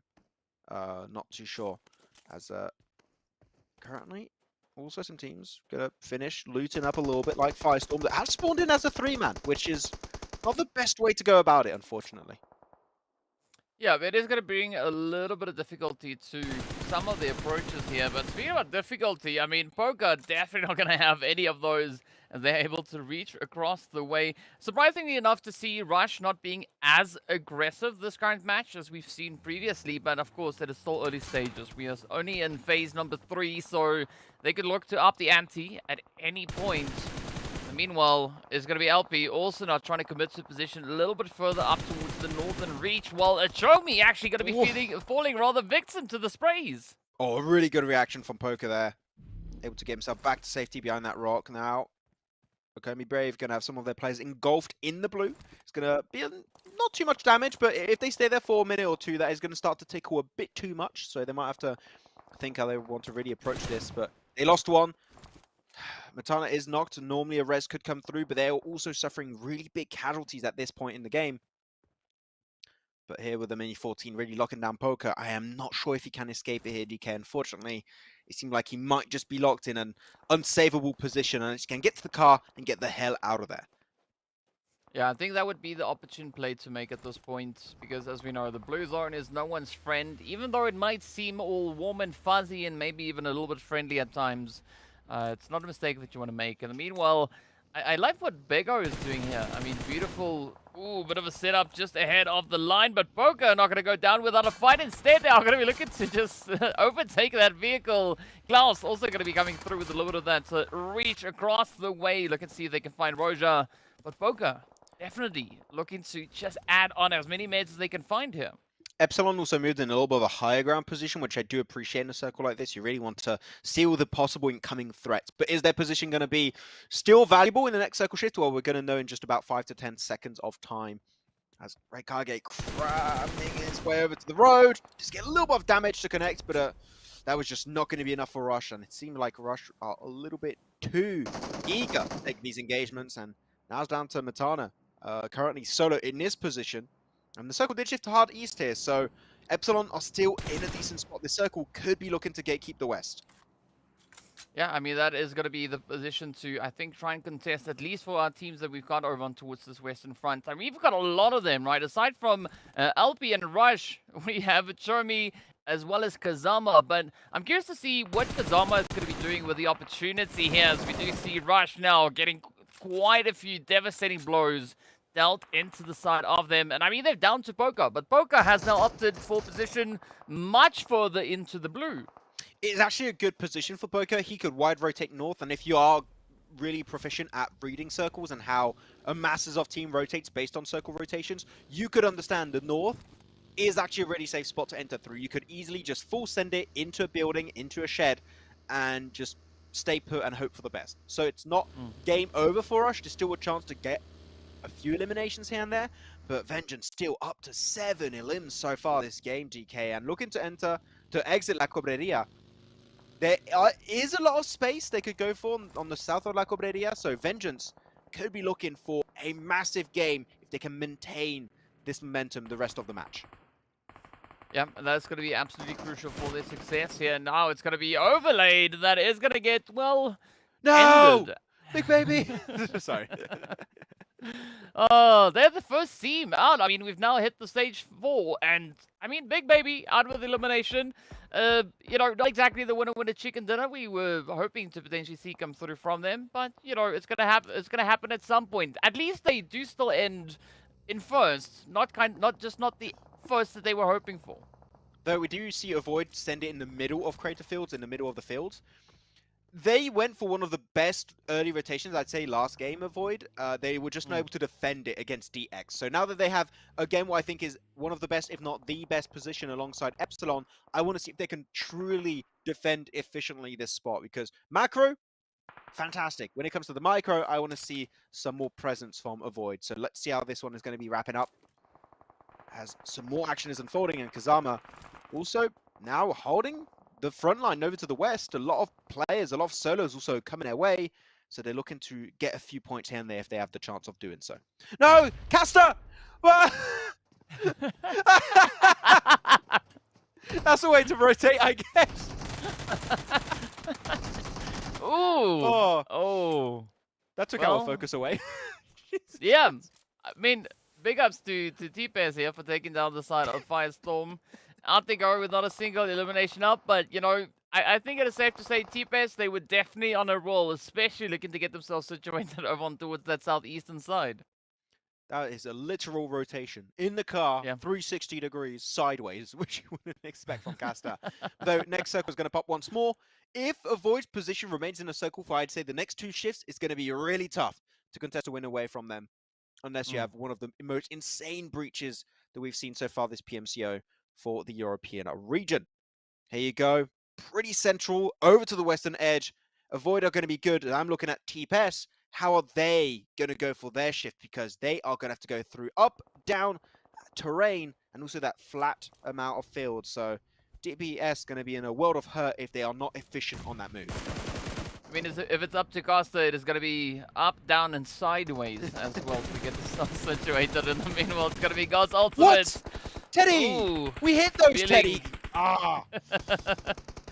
Feeling quite a bit of heat, though, as you can see. I mean, Kazama definitely going to be trying to reclaim quite a bit of the territory here. They were not having necessarily the, the most luxurious run when it came to what we had just in that first play, but there's always an opportunity for a little bit of that BBA now to come in here.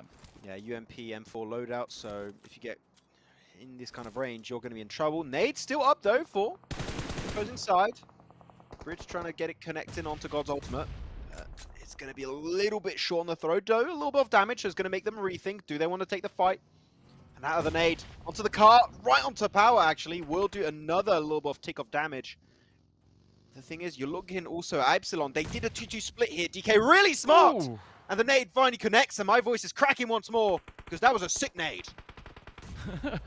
Well, this is now the opportunity for Kazama to follow through, to apply the pressure. The opener is there. But unfortunately, though, for Kazama, I mean, it's only one player up on this front line. Leon and the rest of the team are going to be just hugging the edges, the ridge lines, to see if they can find a little bit of that improvement. But I think a good strat between both these teams. Kazama definitely going to show that determination to follow through with the eliminations. Yeah, though I can see a little bit low on the ammo side, so if the fight takes a little bit too long, might be a bit of a trouble. Pretty much 2 clips on the Groza. Great weapon, but you've got to make those shots count right now if you're God's ultimate. And Ro goes the first to fall. Teddy gets the amazing off angle, and this is going to open the floodgates normally for Kazama. Leon is going to be split away from the rest of his team, cornered behind that hill, right behind the blue zone.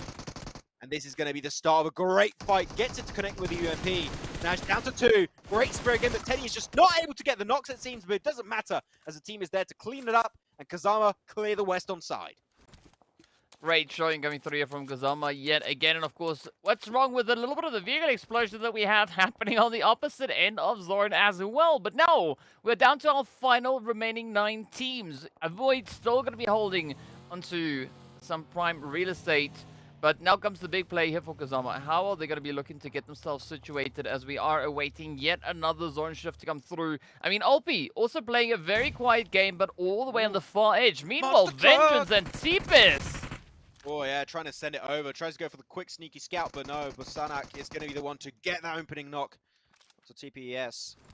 Now she's going to get himself a cheeky 600 damage, and now you want to rethink, do you want to take that fight or not? Oh, maybe not the best, despite Vengeance being in a very nadeable position. I've not seen any nades in the hands of Lazix. Do they have nades for the other player? And Burke, oh, barely escaping death once more. But they have a ton of nades, still got 3 more, chucking the nades. The thing is, it's such a nadeable position for Vengeance. TPES should win this so easily. If he gets right behind the smoke, that's 1, that's 2, and they're looking for the squad wipe. Vengeance meet the end of the road, and TPS once again getting up another team elimination, up to 6 elims so far.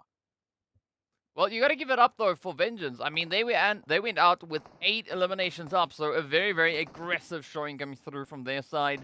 Now it is down to see what is going to be happening to the side of Alpi, as they are yet to secure their position moving forward. But I think quite a big bit of opposition that they are going to be facing here is not only potentially maybe Marshall with a bit of a sneaky play over on the edge, but of course still Kazama and Epsilon Axe holding on to the high ground. That's going to be a bit rough for Team Alpi, having to play this low ground spot. Very prone to damage from Epsilon. And you can see Tornado, who's got their nade in hand. I think cooked a bit too much. He should have thrown it already, but it might just be perfection onto Alpi. As I said, yeah, cooked a little bit too much. A little bit more time on that nade, and he could have easily got himself a double nade. Double connection onto Team Alpi. Epsilon's got to be careful with their resources, DK, because being on that high ground is great, but you cannot loot dead enemies, which means that they might be out of resources soon if they're not careful and they're not efficient on those nades and bullet usage. Yep, it's going to be a potential war of attrition if they are not careful about it. But I mean, they got quite a few options as to how they are going to be looking to play this one out. But Epsilon need to act relatively quickly, because we can see 3 other teams now looking to contest. Ooh. Up comes the initial push here from the Imperials family, looking to come through from the eastern side. But I think here for Epsilon Axe, though, if Imperials and the side of Kazama spot each other, that could really help in alleviating quite a bit of the pressure here. Could be the case. Imperial's family, if they take this fight, it opens up a huge third-party opportunity for Kazama on the west. So normally, if you are Imperial's family, you're not pushing this because this is a pretty much a dead send. You have to go uphill, then a little bit downhill to fight Epsilon Axe is not worth it. Right now, what you want to do, wait for the circle to pop before doing anything rash. Wait for the circle, and based on wherever it goes, make the decision. Do we play it passive? Do we play it aggressive? That is what you want to do if you are Imperial's family. The Void, I'm looking at their position, DK. That transition, if it does not shift their way, is going to be rough through the fields and that high ground. Yeah, that's going to be opening them up to quite a bit of farming coming through from the teams held on the high ground here. But, I mean, speaking about high ground, though, because I'm not slowly starting to move on up. Yeah, that is very unfortunate for Imperial's family. Not quite sure what happened on that one. But hopefully they'll be able to bounce back. I mean, at least they're not in any kind of danger at this point in time.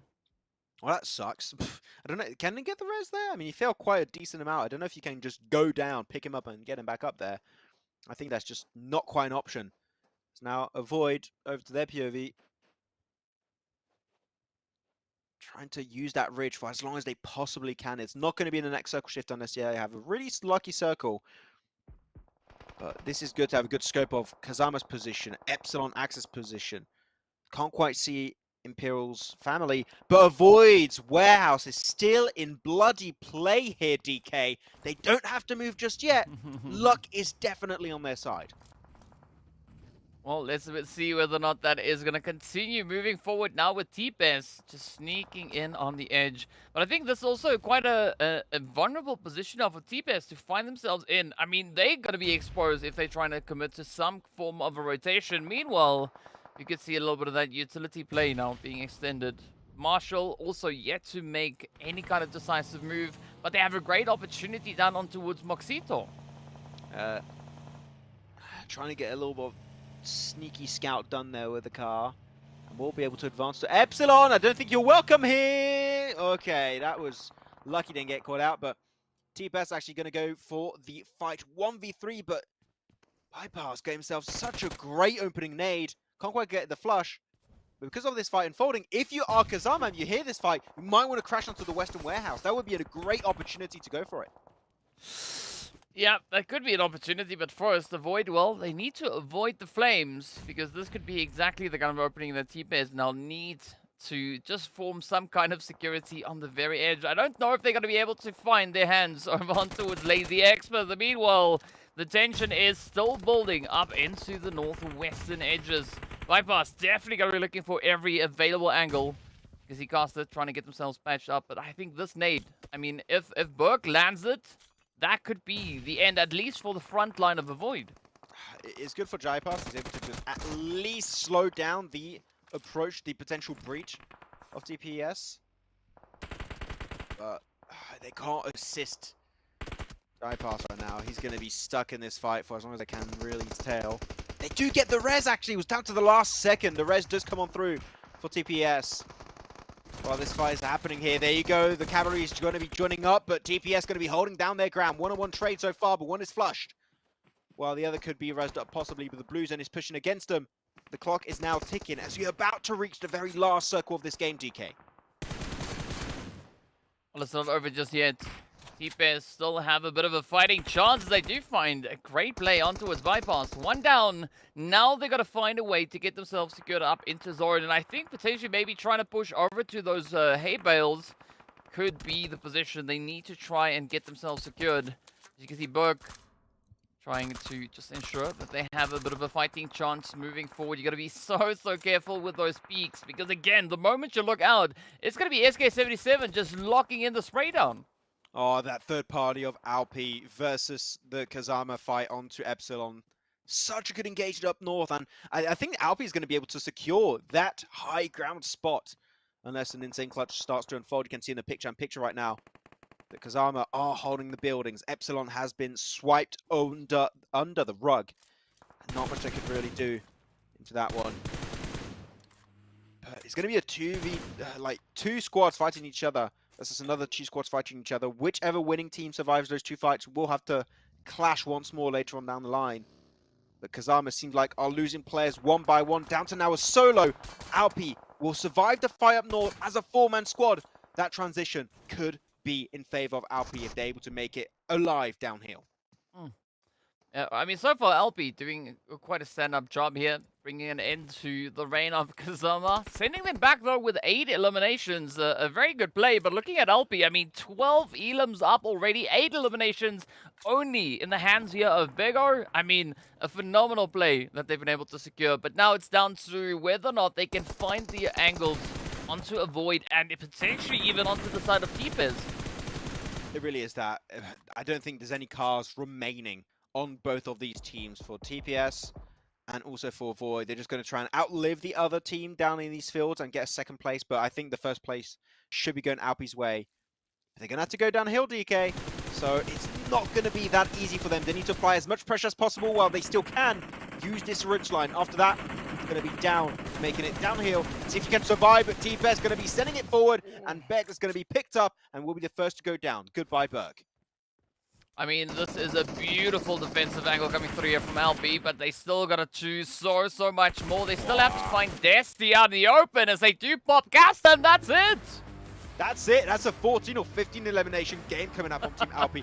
I really did not expect them to come out with a win, DK. From seeing how they approached Epsilon's position down here, which is, as we saw earlier, extremely nadeable, they were able to survive and third-party the fight between all of those teams onto the high ground position. So really strong timing and overall awareness of Team Alpi to secure that third party and win the game off the back of it. I mean, LP showed yesterday that they can get a winner chicken dinner on Erangel. Today, they come through with a winner chicken dinner over on Murmur. So, I mean, they're yet to find a chicken dinner over on Sanhok. Then they've essentially come full circle, but a phenomenal play coming in here from LP. And, of course, 14 eliminations to accompany that chicken. Oh, wow. Really, really good game from Team Alpi. And again, the awareness of this team has been looking fantastic this Miramar match in particular. So able to transition and third party. Who is it? You had Imperial's family, you had Epsilon Axe, you had yourself also Team Kazama. That was the game-winning approach if you wanted to go for that chicken dinner, and Team Alpi do it not only well, they do it flawlessly, DK, because they don't lose a single player in the process. No man left behind, as you might say. Though Avoid, again, DK, I have to say, really good when it comes to aiming early on for strong positions. Leaving that spot, it becomes very complicated. And I can't fault them too much because that was a really tough scenario to be in. Yeah, I gotta say, it was a beautiful read from Avoid getting themselves situated in those compounds because, I mean, the moment we saw them move in there, they didn't need to move a muscle all the way to the very end of this match. So, a phenomenal read on that one. But, you know, maybe a little bit of a stronger defense would have gone a very long way for them. Unfortunately for Firestorm, well, they're going to get snuffed out with not a single point on their board. And I think it all started with a very respectable approach coming into the match as we saw over in towards Impala. Yeah, with Vengeance having some interesting fights. Getting 2 eliminations, not being too overzealous with it and then leaving it be, I think is a very calm and steady thought process about that fight. So really stoked about how they were able to play that one out. But then we had some great nades, and here the opening nade making sure that God's Ultimate could not play those ridges anymore, and then they took the advantage. Kazama sure don't get the win, but in my heart, they were a team that definitely stood out heavily in this match. Yeah, I think they would have been quite deserving of a win just based on how they were able to get themselves situated and just pace through the plays. But I mean, TPS also bringing in quite a bit of a strategy. I mean, we had such a congested northwestern side rather being played there. I mean, such a tough angle to hold, and they weren't backing off, right? We did see them actually trying to get themselves situated in the engagement. Yeah, it was super interesting how they were trying to approach that game. I think that there was smart approaches from many teams. I think the TPS has been sweeping teams over to the eastern side, and without cars, that rotation is not going to work out. And they've realized to avoid have a solo in one of those buildings. Crash that position. It is the spot of least resistance. So really good from TPS. It's a podium position, so really good to try and get higher up over on those leaderboards. Well, speedrun leaderboards, we are going to have to cram all our players into far less playable area, of course. We are going to be heading over into a little bit of the jungle action on Sanhok, so be sure to stay tuned, and we'll see you right back after the break.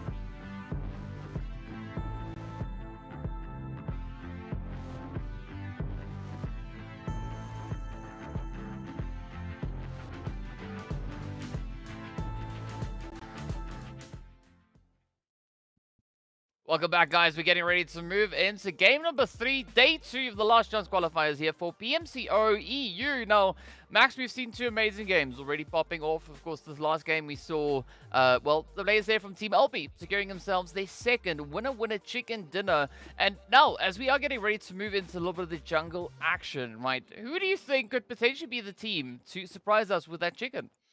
Ooh, you know what? I want to stop jinxing them, so I'm gonna go with avoid. Okay. Actually, by doing that, I guess I keep jinxing them. People told me to stop jinxing people, so okay, I'm not listening to you guys. I don't care. I'm gonna keep doing my thing, and that means I'm gonna pick avoid this match because again, they've shown really strong rotations. I just want to see more of like a strong control of positions and just being more aggressive. Of course, I can't fault them too much on this previous game because, as I said, the circle was really rough for them to make that transition, but they made the most out of it. It's more like based on game 1, but the team has, again, strong macro control. And Sanhok, despite being Sanhok DK, you also got to have really good focus around your scouting, about your rotations, if you want to have a chance to make it to the win. So, avoid, I would like to see that good old win coming on through.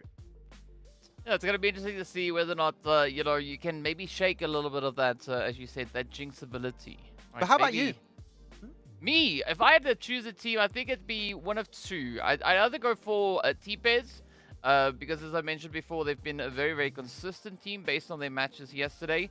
But I think then aside from that, if I had to go for a little bit of a dark horse play, I'd maybe go for God's Ultimate because, you know, we are yet to see them, you know, really push through with that nice play all the way to the end.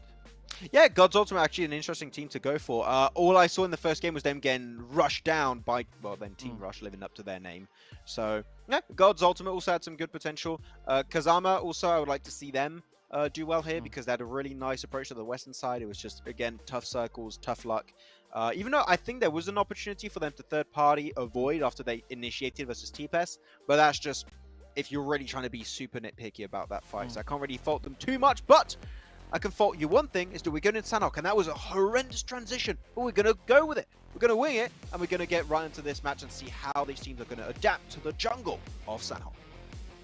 Well, speaking about Sanhok, as we know, flight path is exceptionally important when it comes to this map, right? Yeah. Yeah. I mean, if the flight path is not there, then you just can't reach anywhere on this map. And I think that's part of the limiting factor when it comes to Sanhok. You're heavily reliant on what the flight path brings through. Of course, I'm talking absolute rubbish. None of that's true. I was going to say, what?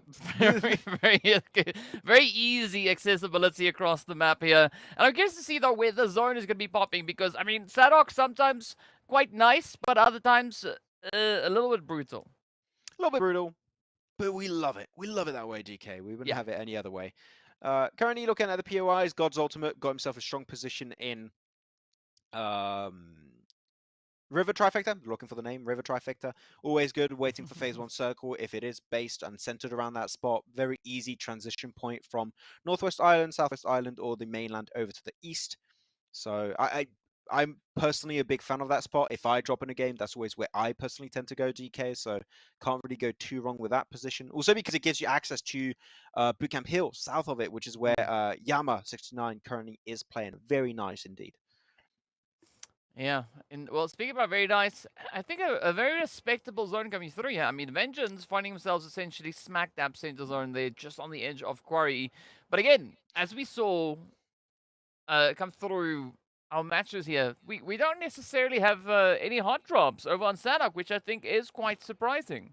Yeah, again, 13 teams, so I'm not too shocked, not too bewildered by this situation. Though I am unhappy with this phase 1 because there's a high chance it's going to be a quarry finish. Yeah. And do you know what I think about the quarry finish, DK? Do you know my opinion? Love it. It sucks. You love it. It's what do you mean? Bro, it's horrible. Okay, I can't even believe you thought I would say that, or you're just memeing me. I think you're memeing me. You're memeing me. 100%. Okay, 100%. Screw you. But yeah, Quarry not too fun. Vengeance are there so they can get some very early POIs under control if they regroup on their 4-man split, which it is good. I think that if you drop where Vengeance have currently dropped near Quarry, you want to have that trash loot and regroup really quickly, so that trash loot is going to work out great. Though Rush, again, looking for a fight. This is a Chomi, it seems. That Chu might just be down on his luck, taking a possible 1v2. Well, let's see. Ooh! All right. Well, that was quick. That's what Achobi said when, when they spotted Shroom pushing over the ridge there. I think already with Shroom getting dropped, that might maybe hamper a little bit of the play coming through for the remainder of Rush. I mean, Shroom, as we know, being a very, very aggressive player within their team, and I'm curious to see how Rush are going to be looking to potentially maybe react to Joby's position.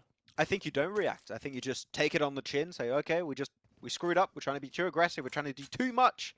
And now we lost Tune, which I think is one of their most aggressive players. He's always looking for a fight. It's like that guy at a bar at 2 a.m. is like, oh, I want to fight anyone. Just take it outside. It's like, no, calm down. Okay, we'll get you home. You go to bed, drink a little tea, and you'll be cool. That's what Tune needs to do. But it seems like because of the rotation, God's Ultimate, as we shift over to their POV smoothly enough, already made that transition to Bootcamp Hill, and now a little bit further. But Marin from Vengeance, what the hell are you doing here? You had a great trash loot, and he's just near Bootcamp. Team's dropped there.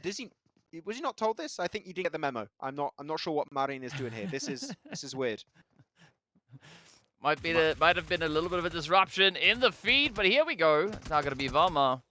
Ooh. You got lucky. Dropped. He didn't have time to shoot that DBS. Like that was whew, Marin, that was a bit spooky, but gets it done. At least his team can regroup. Yeah, I'm not sure why. Why is he here? It is definitely an interesting strat. We gotta give it that to Vengeance Marin here. Not quite sure what the rest of the team are gonna be looking to do. Will we see them also look to just reinforce the initial position? Because I mean, there is a bit of a chance over in towards Bootcamp, but I think it is gonna be somewhat of a risky play. I mean, even looking at Chapo in a very similar play, but elsewhere in the map. Seem like they're like, okay, this game is too easy. Let's just make it hard and just take solo fights. No, let's just make it really tough on us right now as a Void. Sent 2 of their players forward, currently pulling a 2-2 split. Chapo, I don't think has been spotted out, but it seemed like a Void are very cautious, peeking every angle, so they might have a lingering feeling that the solo player is going to be here. So just making sure to clear all those windows, all those sneaky angles. But I think it is a very early call for Vengeance to do what they did, because you're not sure where it is going to go. And that was a very cool replay. I love that. Yeah, I mean, it's so fast. If you blink, you missed it.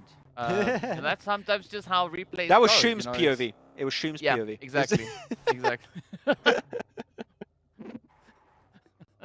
But speaking of which, though, we are going to be hopping straight onto Avoid to see what their play will have now for them. As we do have Ultra on the opposite end, we got Desti right here alongside Chapo. But still, no decisive push coming through. Oh! Chapo, though, beautiful timing on the DBS hit. Very effortless. And they keep winning those solo fights. I mean, I'm judgmental about this, but it's working out. Can't take it away from them. Though, you want mollies. If Vengeance has mollies, I think he has a chance of getting himself a decent fight versus these 3 players of Avoid. But no, seems like that's not going to be the case. They're going to be sending the 4 players over here, and Avoid are going to be cornered and trapped in this compound by these off angles of Vengeance. I mean, there's an opportunity for Andre and Bozanak also to see if they can find a bit of a reach. Well, now they have to, especially seeing that Chapo has been dropped down. But I think for Vengeance, it can go. This play can go one of 2 ways. Either they can look to maybe give Avoid a little bit of space, or they're gonna have to fully commit to rushing in and seeing if they can alleviate Avoid. You know that already they're going to try and go for the res on Chapo. I think that Marin's position is very telling, but he wants to try and save Soldier Ryan. Soldier Chapo will be brought back, but it's pretty good if they can play this exact ridge, because then Bozanak can, alongside Andred, support them from their position. If it's fights in the buildings, they can't. So it's actually good to take the fight outside, right south of the building. So I do like it, but it seems like they're going to go for the send it here. Bozanak is going to make it over to the eastern building, the longhouse, and with some utility in hand, 3 nades that could make this fight turn from a 4v3 into a 4v2. Yeah, there's definitely a possibility for that, but I mean, I think at the same time, Avoid and Vengeance, they definitely need to try and expedite this engagement, because You can see the rest of the lobby. They are drawing nearer and nearer. We've got God's Ultimate moving in from that eastern side. We've got a Chomi. We've got Kazama also just waiting on the ridge. So if they're not quick about this, I think they are going to be feeling a lot more pressure coming in from the surrounding teams as well. Exactly. The longer this fight happens, DK, the more teams are going to be aware of it and might think, okay, you know what, we could third party this fight if you really, really want to. I wouldn't recommend it, but that's might be the thought process teams are going to be adopting. Though, you guys can't see on the map just yet, so you're going to have to trust me when I say this, but DX has been going for one of the widest rotations up northeast. They've wrapped around the entire northern side of Sanhok. Currently northeast of Mangnai, which is the northeast compound on the map if you guys aren't aware. And they're going to trend into through Lakawi, I'm pretty sure. Which, with 2 circles going east 2 times in a row, there's not going to be too many teams there. It's actually not that bad of a rotation, I would say, here, DK, for DX. So, I think it's going to be rewarded pretty swiftly after that move. Yeah, and I think also seeing that it's still phase 2, the Blues not going to be really just devouring their HP bars just yet. So I think there's a great opportunity for them to play quite a bit of a strat here. But speaking about strats, though, I'm curious to see what Team LP are going to be doing with their current situation here. They do have a very centered up spot, and of course they can hear the sprays coming through here over onto the Chomi side. Yep, but Chomi still looking for some action despite getting himself their first elimination. They want more. And this is exactly what I was expecting from Vengeance, because they trash looted around this spot, right, DK? And I thought, you see where that phase 1 is going? Maintain that trash loot, maybe hold it as a 2-2 split. I think that would be a more efficient way to do it. And then wait for this phase 2 circle and then head into a central spot, which right now tends to be around Quarry. So good on Vengeance to do it. It's a weird way to get to that kind of conclusion, but it's the conclusion I wanted for Vengeance regardless. So they're there, but with 2 eliminations. So who's going to complain? Me, apparently, but it's still really good. Well, they are our aggressor leaders at this point in time, so, you know, respect to them. In the meanwhile, we are going to be looking on to Big Baby as they come through with their play all the way from the southwestern side. But Epsilon Axe, I like the setup here. Furia, great line of sight. Unfortunately, missing out on the opportunity of, you know, spotting Big Baby while they're out in the drink. But Big Baby, they're going to have to rush because this blue, added with the current blue they find themselves in, is not going to be a really good combo to work with here. The thing is, they can survive this bridge cross, but making it after up the heels against Epsilon without cars, oh, that's going to be a tough one for them to rotate through. Chapo, right through that door, going to get the nade, while Chomi are looking to clear. This seems to me like a very early fight, DK. I'm not going to lie. To take it when you're not even sure the circle is going to end on this position, when you don't have to breach it, they're going this early. That is very, very confident push from Chomi. They're going for it. Marley currently knocked. They might get Trap and he will get knocked away. But still, this seems like a very early commitment for Compound that might not even be worth it in the long run. Yeah, and I mean, we are going to be finding out very, very soon just how this compound is placed within this next coming phase. But, I mean, Chomi, this is the opportunity to rise up.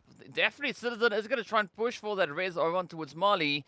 And now, the opportunity is there for Vengeance to maybe see if they can repay the expense of Chapo. Yeah, it doesn't seem like it's going to be that valuable too. It's over to the hard west of this next circle pop. So if I would be a Chomi right now, I would even try and leave this fight. Sure, you instigated it. You lost Marley. That sucks. You should just leave this fight while you still can, because you're committing to a fight that is maybe not going to be worth it. Teams are going to leapfrog your position. If a Chomi just stayed in this position, they would be 10 billion times better off in this game. So jumping the gun a bit too early. And now it seems like Vengeance understand the situation they're in. They want to punish them, which is a smart play from Vengeance. They want to get all those eliminations. That's one from Andred, looking for the second and looking to get it once more. That's it. As only one player remains on the opposing side of a Chomi, the mistake has been heavily and swiftly punished. Yeah, I mean, that is quite the brutal punishment. And, well, speaking about challenges, though, we are going to be looking at Epsilon Axe and Big Baby. Both teams still fighting for a bit of a position, or a bit of access, rather, moving in towards this next phase. I mean, I think the good call here from Big Baby is exactly what they're doing right now, rather choosing to go for a bit of an alternate route. Because, I mean, getting it caught in an altercation, especially where the blue zone is going to be pulling in, that is quite a devastating angle to play at. It really is. I like how they avoided Epsilon. They saw Epsilon move and just stayed just lingering in the shadows, waiting for an opportunity to rotate while not being avoided or gate kept by Epsilon. So very smart, because they know that without cars, they can't dictate this fight. They can't dictate this whole rotation. So they have to just be very swift and cautious about it. They still have enough meds, so they still be able to tank that blue zone for a while as it keeps on closing in. But phase 4, that's when it's going to start to be a bit more of a pain. So they need to get into the south as quickly as they possibly can. Similar way to Epsilon, that now we're going to have to rotate around Quarry, which is the most annoying part of this terrain, DK, is to have to go around, which makes you predictable, and they might just crash onto Kazama. Well, I'm pretty sure Kazama are going to be smiling about that one. Who's not going to be smiling, though, is going to be the side of Avoid, as T-Pez now finds the plays up on towards them. Ooh, Lawless almost getting a little bit of that self-nade action coming through. Oh, up comes Rush as well. Ooh, T-Pez, though, beautiful follow-through as they sweep Avoid under the rug. Now, let's see what Rush's response will be to the action. Oh, the nade bounce, so lucky. Could have gone a little bit further to the side and it would have actually connected. Borkaz going to try and move away. Might be able to punish him right there with his... Oh! Okay, guess not. Trying to go for the bloom spray instead of the scoped in, but he does get away with his life, luckily enough. As now these teams going to try and calm down this assault, waiting for the next circle to pop. But T-Pez still trying to make sure they can keep Rush at arm's length, keep them away from their point of interest. But they already got 5 eliminations, T-Pez, so they are currently looking to pop off this game and get another big point game. I think keeping Rush at arm's length is going to be quite important now for T-Pez, because the moment you give them a bit of an opportunity, the side of Rush, you know, we just saw the kind of momentum that they're able to find, and they can react so quickly if given the opportunity. So, yep, you got to watch out for that one. In the meanwhile, we are just looking to see where this next phase has taken us, as it did shift even more towards the Lakawi end, but I think it's now centered up onto a very good compound position, especially looking at God's Ultimate. I'm a little bit frustrated. Look, Akomi could have been in such a good spot if they didn't take that fight. Good nade, though. Good nade. I'll give you that onto Basanak. Maybe able to get himself a nice cheeky clutch against Vengeance. Is down to a 1v1 currently. He's got the DBS in hand, hits the 2 bullets, puts him down to almost half health. Gets 1, gets 2, and that's it. It connects for Komi. And they do win himself that fight. But they could have done the exact same thing as a 4-man DK. They could have rotated after. They didn't have to take the fight, so don't take fights unless you know it is going to be worth your time. Though DX, this fight apparently not worth theirs, as they are down to 1. Yeah, that is a little bit of a tough run here now for the side of Marshall, but at least there is still a bit of an opportunity to try and save the play. I mean, Rush definitely going to be looking to bounce back and do so quite aggressively. We know that RYKG is situated much closer towards center zone, so it is going to be quite reliant on the 2 players up towards that edge of zone. Meanwhile, Epsilon Axe also going to be trying their hand as they move in and coming swinging in alongside Kazama. That's going to be a big fight unfolding. There's only going to be 1 player up. And he's not going to be able to make it very far here against the silenced AKM. Such a deadly sound to hear in your compound. And that's it for Epsilon to get himself 4 more eliminations on board. And now they got a compound, they got high ground position, DK. From that spot, there is game-winning opportunities that will arise for this squad, depending on how the next circle shifts. So, as if they're careful to not get punished by solos around their position, they could be big, as Baby, Big Baby, getting the big kills as they get himself a bunch of eliminations on Imperial Family. Oh, I love this absolute devastation getting dealt. And I mean, there's so much heat coming through all over the place. It's going to be up to DX to see if they can maybe clutch this one out and have quite the hit being delivered into the side of Rush. But I mean, I've said before, if you give Rush a bit of an opportunity, they are going to just absolutely capitalize on that play. And we did see RYKG actually throwing a bit of utility over to the side here of T-Pez. So let's see whether or not the standoff is going to take us anywhere as we say goodbye to the Imperials family. I love how Imperials family is just a PMPL logo, remove the middle, slap a lion's head on it. That's a logo. That's our logo right there. I don't know if you realize the PMPL side, but pretty cool. Wait, cough break. And we're back. And we're back. Thank you very much, guys, for bearing with my cough break. A Big Baby from Clearing Imperial's family actually could go for a sneaky wrap over to the west of Akawi. Those high ground positions are so valuable. So Big Baby, if they do that in a very short amount of time, they could be in also a position to get themselves this chicken dinner, at least a podium position, because they'll be right behind Rush and God's Ultimate's compound. So I would say Big Baby, biggest opportunity up ahead to go for the win. Yeah, but it's all going to come down to whether or not they will be able to capitalize on the opportunity, as you've already now mentioned. And speaking about opportunities, it's going to be Epsilon Axe also now looking for their own plays as they come rotating up very, very close to the side here of Big Baby. But I think God's Ultimate, that is going to be the spot to try and contest, right? At least with regards to the southern half of Zone. Ooh, now comes the opportunity. As Casti and Leon will need to defend. They are having a few unwelcome visitors knocking on their door, but Epsilon Axe definitely going to be looking to drive this one home. Do they have Molotovs? I do wonder. This is a full wooden floor compound. If you can get it, you could clear positions really, really efficiently. I'm not sure. They haven't really heard any footsteps, so they're not sure. They probably know 100% of team is in this compound. Just how are they split? And this is a really odd split to me for God's Ultimate, because if you're taking a fight, you cannot be assisted, you cannot be rezzed by your teammates. The only thing you can do is have those cheeky nade off angles, like Power, what he's doing right now with this position. But oh my god, this 2-2 split DK of Big Baby, I love it. Something of absolute beauty that could give them the win in the end. I mean, especially looking at the angles being held there by Overlaid and Baban, I mean, that could be so phenomenal down onto DX, and that is exactly what we see now coming through as DX get a bit of a knock delivered to them. Now it's, of course, up towards Morris and Gamma to see whether or not they can sustain a bit of that continuation. In the meanwhile, it's going to be Alpi looking to dial up the heat as they try their hand a little bit of that T-Pass into action. Yeah, there's no way they survive this. There's too many teams looking their way. You got God's Ultimate, you got T-Pest, you got yourself Rush even. Even DX and Big Baby are looking in their global direction. So I think it's fair to say this is going to be the end of the road for Alpi. Still going to give it a fair shot. Maybe, who knows, get himself a few eliminations.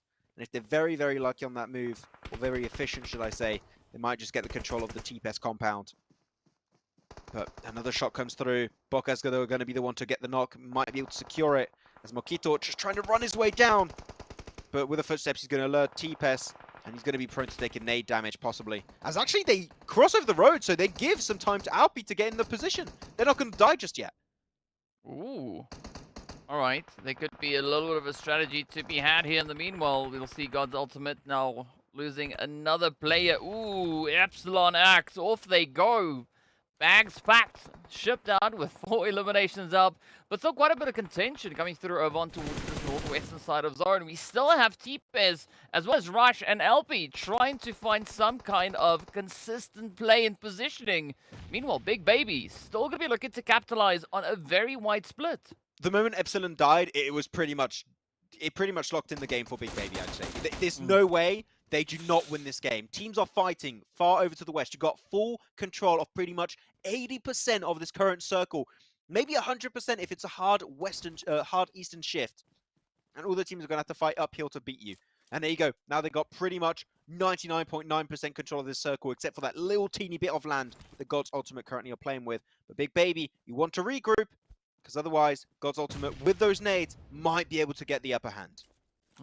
100% agree with you on that, and it's going to be of the utmost importance for them now to just capitalize on their positioning here. I mean, they've got such a great advantage, especially looking at what God's Ultimate are bringing to the table, right? Going to try and climb their way up that hillside. In the meanwhile, over on towards the northwestern side is going to be Rush and T-Pez having to settle their differences before starting their climb, looking to see if they can get themselves situated up on the plateau, but the blue is not going to allow for too much time to be wasted here.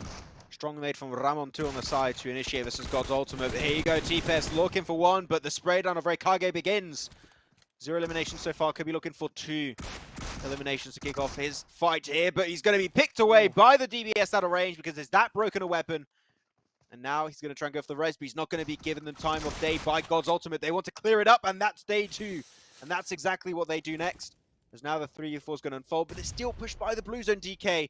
As Big Baby do not want to give them any space to work with, and they want to suffocate them into the blue zone. I'm quite curious about that flank that we could see come through here from Big Baby. I mean, yes, we do have the majority of the team up on the front line, but look at Ramon. I think Ramon could be absolutely essential to the follow-through coming through then from Big Baby. As we got Rogu and the rest of the team from God's Ultimate now also trying to find a little bit of an edge position to play from. The thing is, those nades, he has 2 nades. If he gets them to Ramon and steals this position, they turn this entire game on its head, DK. That is how important Ramon's position currently is. You have nades, cook it up. If you eliminate Ramon right now, you could steal the win. This should have been a free Big Baby win, but this might be the nade of the game. Gets the damage, but doesn't quite get the knock. He's going for the first aid. Is the nade going to hit first, or is the first aid going to end first? He gets it! Ramon's down, the rock is free! This is the steal of the game here, DK. God's Ultimate might have done the biggest steal of this tournament so far. And it's all going to come down to how they play this next final stretch. But of course, now that we've hit stage number 9, the zone is going to close on in. And this is going to potentially lean towards whoever holds that more dominating center play. Big Baby getting pushed to the edges. And the blue zone is going to start nipping at their heels. You can see Arabu trying to see if they can find a bit of an angle. But Ramon now gets confirmed and up. And Big Baby now could be in a world of trouble. What? Right through the smokes. What's going on, Rogo? You got to be careful. You move from that position. And seem like God's Ultimate are going to be struggling. Rogo's going to go for the first hit. He has the DBS! And he's going to be put extremely low. And he's going to go down eventually. God's Ultimate down to 2. But still going strong. 8 eliminations. And Big Baby. Baban, solo player against 2 with the UMP. Goes for the spray down, but cannot do anything. And God's Ultimate here, DK, to get himself one of the biggest steals we have witnessed in 2023 PMCO so far. I mean, first up, I want to say I called it. So it feels nice. But yeah, I mean, there's nothing to argue here. God's Ultimate, they just played such a phenomenal position. The way that they just dealt with that basing, pushing through that opener play, that opening nade onto Ramon that got the play, that got the knock. That was the passage getting themselves into that winner-winner chicken dinner. Yeah, such a strong play. I'm surprised there was a more defense set up by Big Baby to make sure they couldn't get to that ridge line. That ridge line was going to be the death of them if they still have nades, which, as we saw, DK, that was 100% the case. So 10 placement points for that chicken dinner and rewarded with 10 cheeky eliminations. Really, I thought that was going to be a Big Baby chicken dinner through and through. I thought it was almost impossible for that to come away. But this is why you hold on to that utility for so long. It is so important to have it remaining in those finishing moments, so that you can do these clutch plays to steal the chicken dinner away. I mean, you also got to commend the improvement that we've seen come through there from God's Ultimate as well as Big Baby. I mean, this is a vast improvement based on the Sanhok that we had yesterday. So you can really see that a lot of the gameplay has started to sink in. The teams are stepping up to the plate, stepping up to the challenge, and it's resulting in some phenomenal PUBG action. Exactly, so many really cool fights. So Chomi, this was a nice approach of the early game versus Stream, gave himself that first elimination. I still don't get why forcing that fight versus Vengeance, so cross the road. I really hope they're going to be listening to this segment. It is not worth taking fights until you know it is going to be positioned in later circles. If you're in a safe spot at the current circle and you don't get any immediate value of taking a fight, don't do it. So I just hope that if this situation comes up again, they don't force a fight that's not going to reward them, and actually is a lot more punishing than anything. You gotta balance a little. You gotta find a little bit of that self-control. I mean, because as you said in the game itself, right? They would have had such a phenomenal opportunity had they waited just a little while longer before expending all their players. But speaking about expenditure, I mean, God's Ultimate, just such a great utilization of the space in the final few zones that they had to work with. I mean, very exciting bits of action coming through on Sanhok, and that is exactly what we know Sanhok is known for. Yeah, exactly. It's been a great game here from the side of God's Ultimate. Rogo able to give himself that clutch nade here against Ramon to get the rock. But we got one more game to wrap up day 2, so we'll see you guys in just a few minutes right after this break. It's time to upgrade your PUBG Mobile outfits. Join free daily cups for solo, duo or squads. Win Faceit points. Exchange for PUBG Mobile UC. To customize your accounts, join Faceit today and earn rewards. Try for free at faceit.com/PUBG Mobile.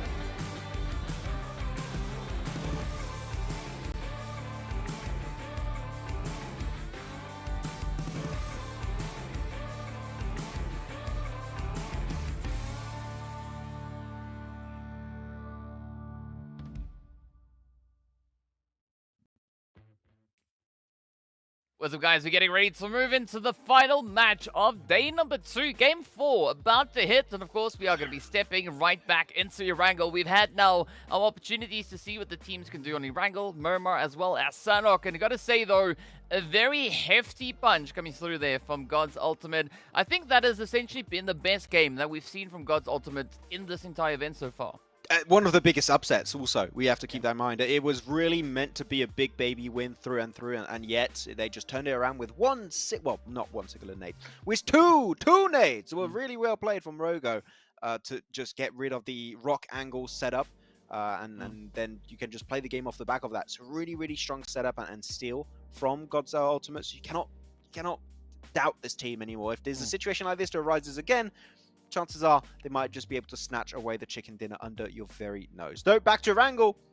Hyped to see how that's going to be going up, because we had some really interesting games earlier. We had some cool fights from Epsilon. We had some cool fights also from DX, from also Rush Team. They were just on a warpath. So heading onto that battleground for the last map of the day. It's anyone's game, clearly. I think that every team has already shown potential of greatness to get themselves their win here on this battleground.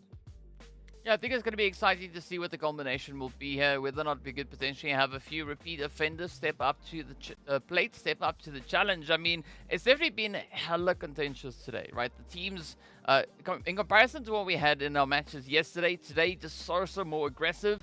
But I also think there's a lot more of a honed effort coming through here, right? You can see the teams looking to play it a lot more strategically as they make their way through, seeing that we've essentially crossed over the litmus test, which was yesterday. So excited to see what this Erangel could potentially be holding, and whether or not Rush are going to be looking to come through with another bit of a bulldoze. I think there's a chance of that happening. They just, especially Choom just loves going for those eliminations. Seems like he's been eliminated more times than he actually should, so he's just got to be, maybe rail it in a little bit and just chill out for the first few minutes of the game. But if you want to start fragging out late game with your team, hell yeah, you keep doing that, Choom. I'll be stoked to see it.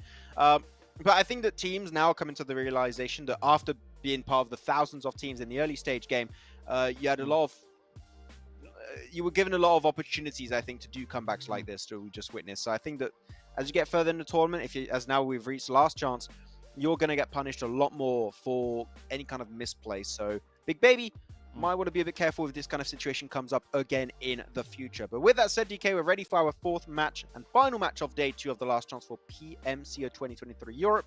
And who's going to get himself the final chicken dinner of the day? I'm really excited to see that. Yeah, I think I'm gonna hold back on the predictions for this one. You know, I'm just gonna sit here and you know, watch along with everybody else to figure out, yeah, who's gonna get themselves that winner with a chicken dinner. I mean, one accurate prediction in an event is enough for me. And I'm happy with that. Wait, okay. Why are we even talking about predictions when it's just we're just dropping, okay? Let's wait until phase 5. That's the typical one we do for predictions, and we'll see. I am seeing the Rush team spawned in as 3. So Choom knew he was going to die early. He's like, okay, guys, I'm just going to sit this game out. Okay, it'll come down to the same pretty much. As we're looking at the leaderboards, also we're seeing that Big Baby are in first place, tied with Rush. It's so interesting when you look at it, because you've got Big Baby, which is very high in terms of placement. Well, very high. They're decently placed in terms of placement points, and then I've rushed team to get a majority of their points through elimination. So 2 different approaches, but so far pretty efficient on both sides. Mm. I mean, there's again not much that you can falter on that, but also looking at where Team Alpi find themselves situated, only 1 point away from that first or second position. So there's Yeah. going to be a lot to be determined coming through in just this game. I mean, looking at the rest of the teams a little bit further down, God's Ultimate, right? That last player that they brought through definitely bringing a vast improvement with regards to their overall positioning on this leaderboard. I mean, because if you remember, starting the day off, they weren't even on, within the top 8. So already things looking very, very positive. And speaking about positive, though, well, it is 100% positively locked over on towards Farm being the center in this next phase. I swear, if it goes to Sosnovka Island, we've been unlucky. So there's still a slim chance if you have 2 hard shifts south in a row, it could go over there, but shouldn't be the case. Though, because of how the plane path has been acting up this game and an Eastern Phase 1 circle, Western rotations are going to be maybe a little bit tough. You might have some early encounters. Though, I would recommend if your team, you could technically dip into Sosnovka Island, then go back out on the Eastern Bridge. Or if you're Northern team, you can go around Stolberg and get into the circle that way. So if you think chances are the circle phase 1 rotation is going to be a bit rough, there are solutions to make it work out. Though Avoid, their solution is going for an early rotation. And I mean, fair enough. Cool. Yeah. I mean, they are going while the iron is still hot, so there is still a great opportunity for them to get themselves secured even deeper in towards that Ferry Pier region. But I think for Imperial's family, having free reign of the Sosnovka Island itself, that could open up a few doors, and especially if the zone is going to be centering over towards that Eastern Bridge, this is exactly the kind of setup that they are looking for. Yeah, that Eastern Bridge could be pretty important if we have a next Southern shift. I think the teams aren't going to capitalize on it just yet. I think it's a tad too early to make a call that can be as decisive as that one. They're looking at some stats. Team Alpi, almost 23 average minutes of survival time. That is really good. For you guys that aren't maybe too much into stats for PUBG Mobile Esport, if you're averaging 21, 22 minutes average survival time, that's good. 23, that's really good. And also what's really good is apparently for TPES getting himself elimination on a cheeky Kazama as they were rotating. So 1 free point for them. I mean, if TPES play a good game here, they could actually upset the top of the leaderboard, right? They've come in here sitting in 4th position, only trailing by 10 points, and the kind of pacing that we've seen come through from TPES, especially looking at their matches yesterday, that is well within their capability. And I mean, even looking at their plays here today, TPES also been pretty consistent. They really have been. TPES currently standing in 4th position, 57 points. So let me do some quick math right now. If you do 57 divided by a total of now 7 matches played, there's an average of just over 8 points per game, which in PUBG Mobile Esports, that is pretty damn decent. You are staying constantly relevant in the conversation. The best average you can aim for is 10 plus.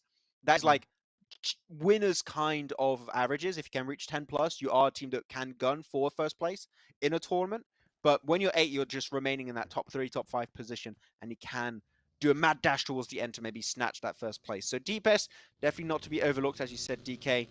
They could be a contender later on down the line.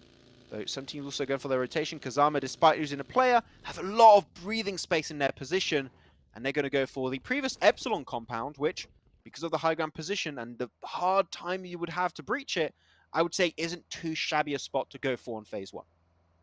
Yeah, I mean, definitely a decent setup to come through here. I'm also curious to see where exactly Vengeance are going to be looking to get themselves situated. As we can see, they are very close to sitting with an average of 1,000 damage per match. I mean, which is pretty good. 971, it's close. It's close. We've seen a lot of heavy blows being dealt throughout the past 2 days. But again, Vengeance, I think there's a golden opportunity for them to find a decent spot, especially looking at that northeastern side of zone. That could be the case. Looking, oh my god, Big Baby's got almost 25 minutes average survival time. That's even better.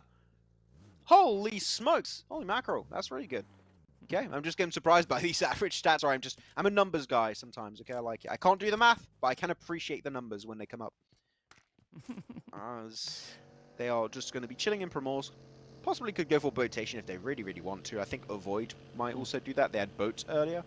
But This rotation on Wrangle is not necessary.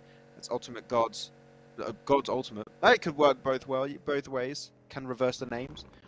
They're currently in Gatka Fields and might need to be a little bit cautious how they rotate because the West is starting to be a little bit congested at this very moment.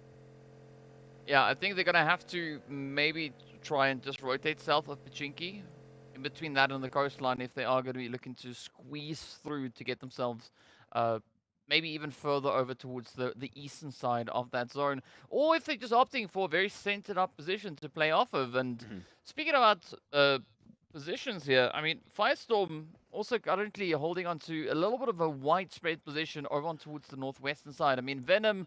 At least well secured within the zone, but I'm curious to see where Rolex is going to be opting to move towards. I think just going to have a cheeky regroup eventually and try and get himself a good POI off back on that rush, though. Guess what? Again, taking a fight. Looking for some engagements onto God's ultimate, it seems. But none of those shots are quite going to connect on the M16. M16 show me again, like, I don't think this is really the loot they were looking for, so maybe a little bit underlooted. At least he's got a tier 2 vest and helmet, but outside of that, not the God tier loadout to take on the God's ultimate. And Akomi also going to go for rotation. At the end of the day, it's also down to, you know, if you hear a vehicle approaching, you're going to grab the closest weapon to you and try and do something about it. Whoa, no! Is it stuck? Is it stuck? Yeah. Oh, yes! It's stuck! I knew it. Okay, it's gone Fucking. Uber. It's fine. Oh, wait. Oh, wait, what? Maybe? Can you get it off? Come on. Yay! There we go. Well, it's off and Guess not. Made it worse now. Come on, again! I swear I would love if he crashed his own car. Please do that. That would be the most comedic thing ever. Oh, yeah. I mean, you gotta give it up to the effort, right? It's a constant attempt trying to flip that vehicle the right side up. Gusty, maybe just get in the vehicle with your teammate. Oh, there we go. There you go. Hey, to be honest, in the European Championship, we had this exact situation on a Sanok game. It was for Mad Bulls, and after it took them, I think, 3 minutes to get a car back on its 2 feet, on its 4 wheels, should I say. And they won the game after that. So that car could end up being very important, DK. You never know. You never really know. Though I do know that this circle has shifted now. And just north of farm, those big high ground positions north of farm are going to be very important. So if you're a team that can go there early and hold it down, that could be a pretty good setup for maybe a podium finish. Who knows? Yeah, who knows, indeed. And in the meanwhile, we are going to be looking on to DX and, well, Epsilon Axe to see who's going to be looking to X out in the position close to the bridge. I mean, I think this could be a great bit of possession coming through, especially seeing that Imperial's family are also yet to rotate up from that southern island. But now, Epsilon, they're going to have to find a way to maneuver and wangle their way on through because DX, they look to be just dialing it up so aggressively. Whew. Seemed like DX loved taking fights here. They got himself eliminations on the first game over here. And they're doing it once more. Though, Furia in the car now is going to be spotted out. It might just be a mad chase onto his position. Nice shots, but unfortunately not quite enough. And I don't think the DBS would be very useful, so you have to fully reload the weapon. And I think he has himself one of the newest skins that I wish I had. That looks really cool on the M4. I have no cool skins like that. I'm very sad. It's unfortunate, but it is what it is. Tornado getting taken down as well now as Morris and the rest of DX look to descend down on Epsilon.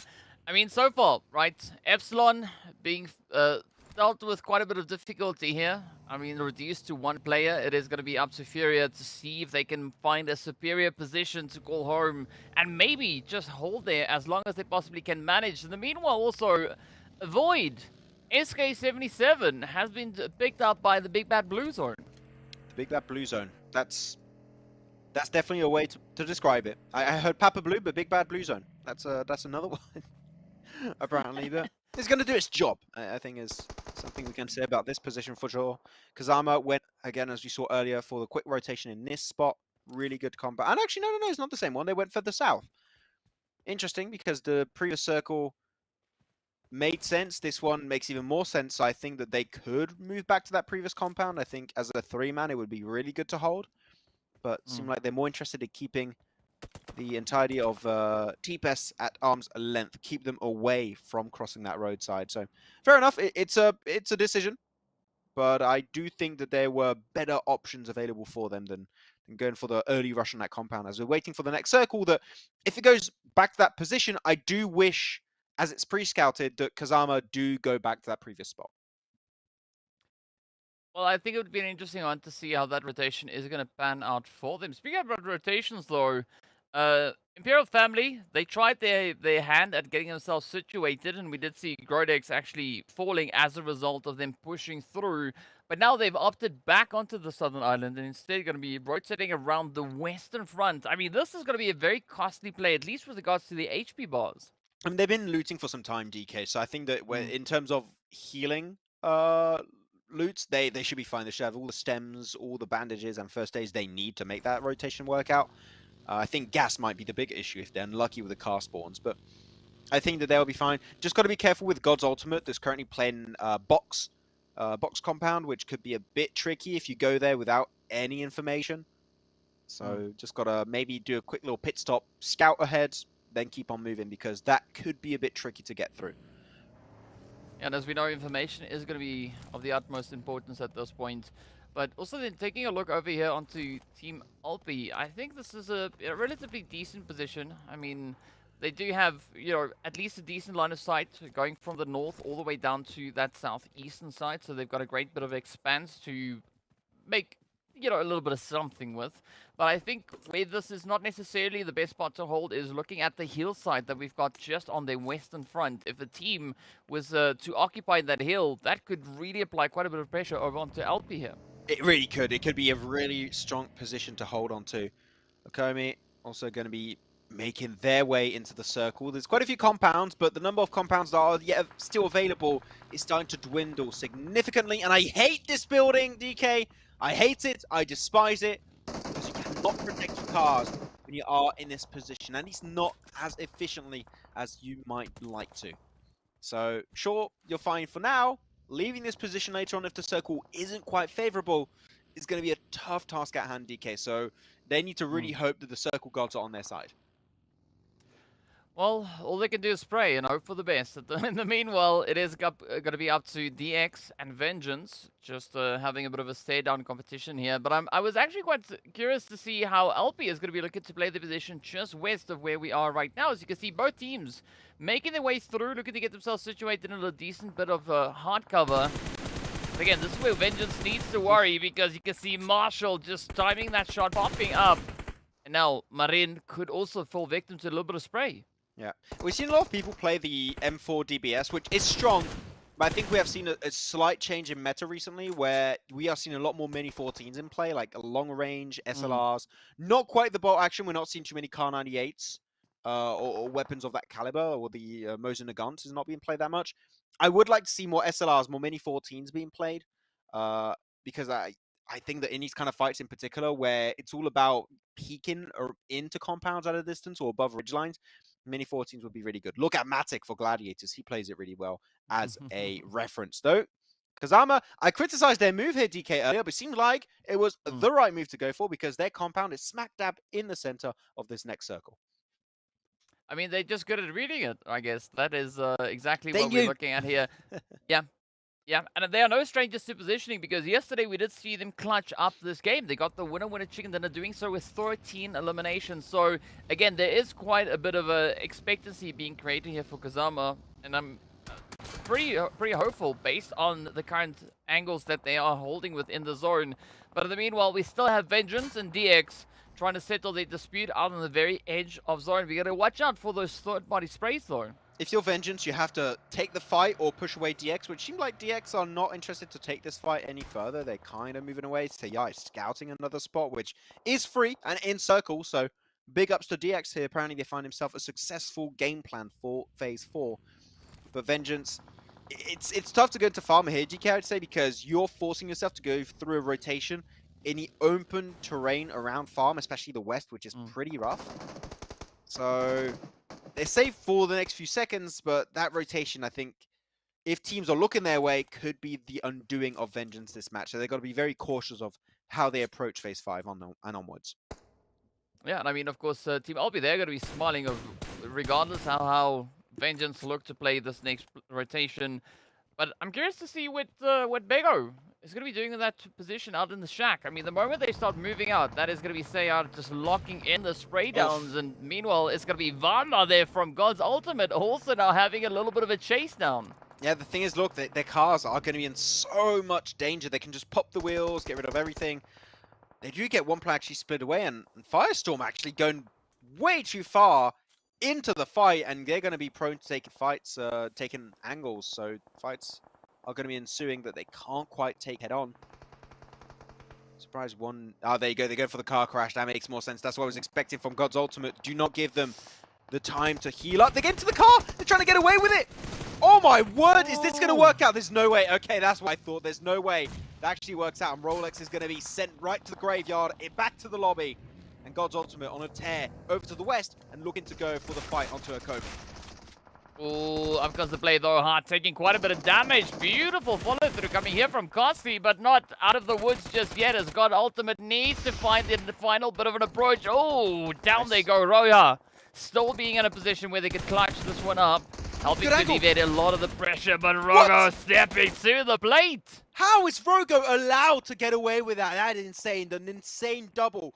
Find a lot of time for his teammate to potentially cross on over, go for the res onto Rogo. The thing is, because Roger's still alive, he can feed that information. He knows they're not going aggressive, so he can fully heal up. He can get the res on one, go for the first aid, and then he can transition in. But you know that in that shed, so if they can get a bit closer and get the nade right through the window, I think that might be the end of God's Ultimate. But they pinned the nade first, so God Ultimate might have the advantage. Well, it's going to be go time now, as you can see Citizen trying to clutch up. At least, though, God's Ultimate, they've got the numbers, and they've got the wipe. That is it. Charmy is out of here. Off they go, and nothing going towards them with regards to points. Oh, it's unfortunate. Citizen just threw a random nade instead of trying to thread the needle through that window. It seemed like he thought maybe they went a bit further back and trying to premeditate that nade coming in, but that wasn't the case. So, good idea, but unfortunately the execution not quite there. God's Ultimate sweeping pretty much a team and a half over to the west and carving a lot of space for themselves in the process. Though this central compound shared by three teams, it's Rush, it's Firestorm, it's Kazama, all sharing it, but you know that fights are going to unfold. You know that breaches are going to happen soon, DK, so they need to be ready to hold down the fort. Yeah, it's going to be very, very important indeed for them. Let's see whether or not T-Pes can defend their position here, as Big Baby are going to be knocking on the door. I like this 3-1 split coming through, or potentially even a 2-2 split, or 2-1-1, as Costa is now about to receive a little bit of company, but Overlay just testing the water, trying to see where the sprays are going to be coming from. I think this is a big brain strat coming through from Big Baby, because this allows them to decide how they will be approaching these compounds. I think that you want to push onto Casta. If you really want to breach T-Pes right now, that is your best option, because he is split away. Caster's split away from the rest of the team. He cannot get too much assistance, and you want to be careful where you throw those nades if you are defending it. So I think that would be a smart breach if they did spot out Caster, which I think they did. Or you can not go for that fight and go into the unknown, which right now Avoid is already into position. You want to be careful you're pushing that one. You can easily lose players. They get it. Avoid lose one, and it's down to now 2 on their side. Ooh, what a play though. Big Baby definitely upping the ante. But again, right, one well-placed nade through the window. This could also end the run coming through here for Avoid. Not quite sure if Big Baby is aware of the exact whereabouts, but they are going to be lobbing all the utilities across the way. I like the setup though with a bit of smoke. It helps for Avoid to just get themselves properly patched, but this also opens up the opportunity now for Big Baby to sneak right up to their doorstep. Yeah, really good smoke coming out. Able to give them a bit more time and space. And just a blanket of mystery to hide behind. But Vengeance, I'm actually surprised, DK, I'm not going to lie, that they've been able to survive as long as they did, making it outside the western side of Farm. That is a tough transition to go through. But DX are looking their way, looking to take a few shots in their vicinity. So it's going to be a bit hard for them to wiggle themselves out of that one, that's for sure. I think DX definitely is going to be one of those teams that you need to watch, though. I mean, they've got a very, very sneaky kind of pacing coming through, right? They might give you the illusion that things aren't necessarily going according to plan, and then next moment, it's just surprises all over the place. So I think DX is going to be a team to keep a very close eye on here. You know what? I'm going to go for a wild prediction right now, DK. Rush team is currently second place without a chicken dinner. It's time to change that. It's time to get the Rush chicken dinner. It's going to happen on this game. I'm calling it. They still have 3 players alive, not the full squad, but in a position like this, and if the circle is in their favor, which it kind of is, they could play themselves a good game. So Rush chicken dinner it is. I called it. It's happening. Okay, there we go. There we go. Well, they've got 4 eliminations up, so who knows? That might very well be exactly what we see coming through here. I'm definitely going to be maybe still leaning slightly in favor of God's Ultimate. If not God's Ultimate, I'm going to go with Kazama. Ooh, my man. Yeah. My man going for the pig. Okay. I like it. I mean, currently in the good position. They did unfortunately lose a player a little bit early into the match. But they have the chops to go the entire way. Oh, yeah. I'm wondering, if you're TPS, what is your game plan here? I mean, Lasix actually has already crossed over to that crate, so at least they got an anchor point. The entire team could follow up on that one. But after that, moving out of that spot is going to prove itself to be a really hard task. So I do want to see what the setup for the next circle is going to actually be for TPS, because sure, that's a good move now. What's going to be the setup for the remaining part of this match? It's going to be tough, though. I mean, again, there is an opportunity for TPS to really lock it in on towards the southwestern side. But looking at the approaches coming through on the opposite end, I mean, they could actually be quite a bit of a surprise play being had, because the teams on this eastern front are really just honed in on each other, and there's quite a bit of a vacuum now being created over on towards the west. Yeah, the west is just open. The thing is, because it's flat terrain, it's hard to get strong positions to hold on to. So TPS has got one of the few positions, but you can see that God's Ultimate currently barely able to make their way into the circle.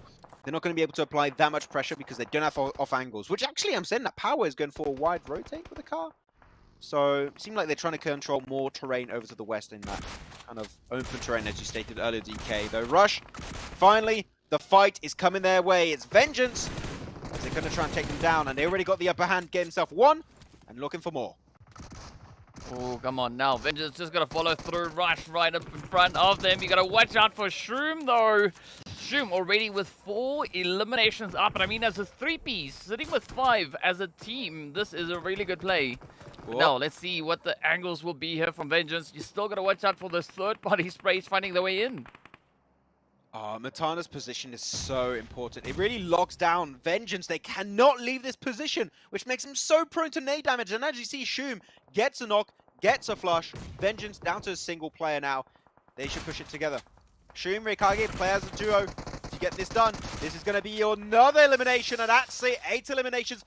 And they spawned in as 3 players, DK. They're on an absolute tear over to the northeast, and they could be looking to go the entire way.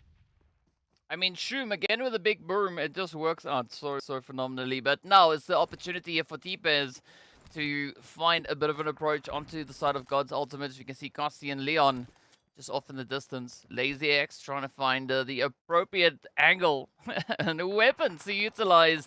But as you can see, well, the nades, the utility is not exactly going to be finding their way in. Not quite, but they're slowly eaching their way into nade range, so that could just make TPS a rethink if they really want to take that fight. I'm seeing Castor here. I don't know if you saw the loadout. He's playing with a Lynx AMR. He's only got 3 bullets, though. Not quite the best, but you know that if that bad boy hits, you are in a world of hurt and trouble. We could just shoot down cars with it, too, if you want. I mean, it could work out. But 3 bullets, going to have to make them count here for TPS, because currently with that circle going to their advantage, they're going to see all the fights unravel in the compounds. They could get a few sneaky steals here and there with it. 8x2. God damn it. Yeah. I mean, okay. Yeah. I just love me an AMR. I mean, that 50 kill is absolutely insane. And we don't see it being utilized all too often because, well, one, it's really hard to find. It's not always available in those loot crates. But when you get your hands on it, you're really going to have to just, you know, make a little bit of that magic happen. Speaking of magic, Shroom definitely trying to play a bit of a setup here.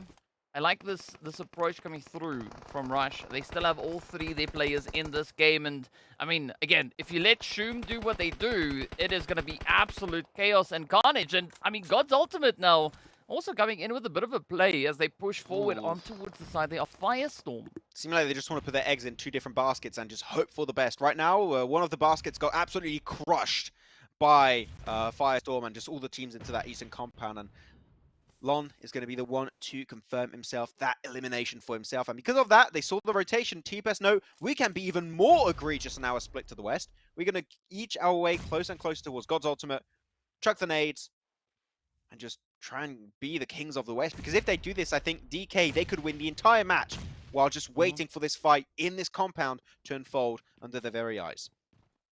Yeah, I mean, this could be a big strat indeed. Let's see what Ooh. the approach is going to be from Rush as they're trying to get themselves slightly more elevated. That's a Looking smart at play. Venom. From a Yeah, tr- I mean, Look, no way! so many plays. That is massive. You are okay. If he gets one, maybe onto Teddy. Oh my! Well, I had to jump on that. That's an insane angle. But he's gonna get punished by TPS. You can't hold it for too long. Jump down, Matana, and he's knocked. There you go.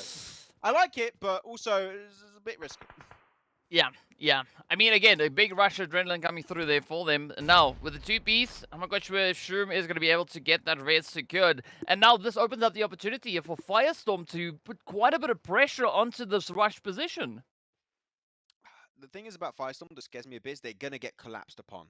Right now, if you are Kazama, what you would be hoping to do is wait for Rush to initiate the fight versus Firestorm. You third party that fight, or the other way around. If they 2 other teams fight, Rush can third party it. But Firestorm are locked in a really, really tough place, between a rock and a hard place. You might be able to say, as they have to take that fight head on. They did lose Rolex, which was a very pivotal player in these previous games, DK.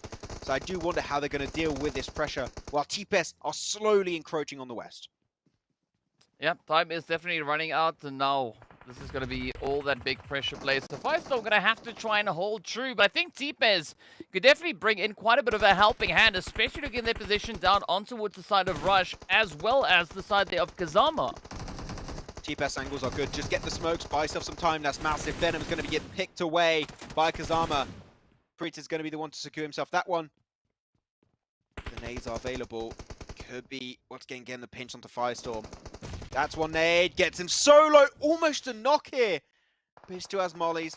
2 mollies in hand. And you know that's going to spread on that wooden floor. Can't even make it out. And he's cooked it down to a crisp.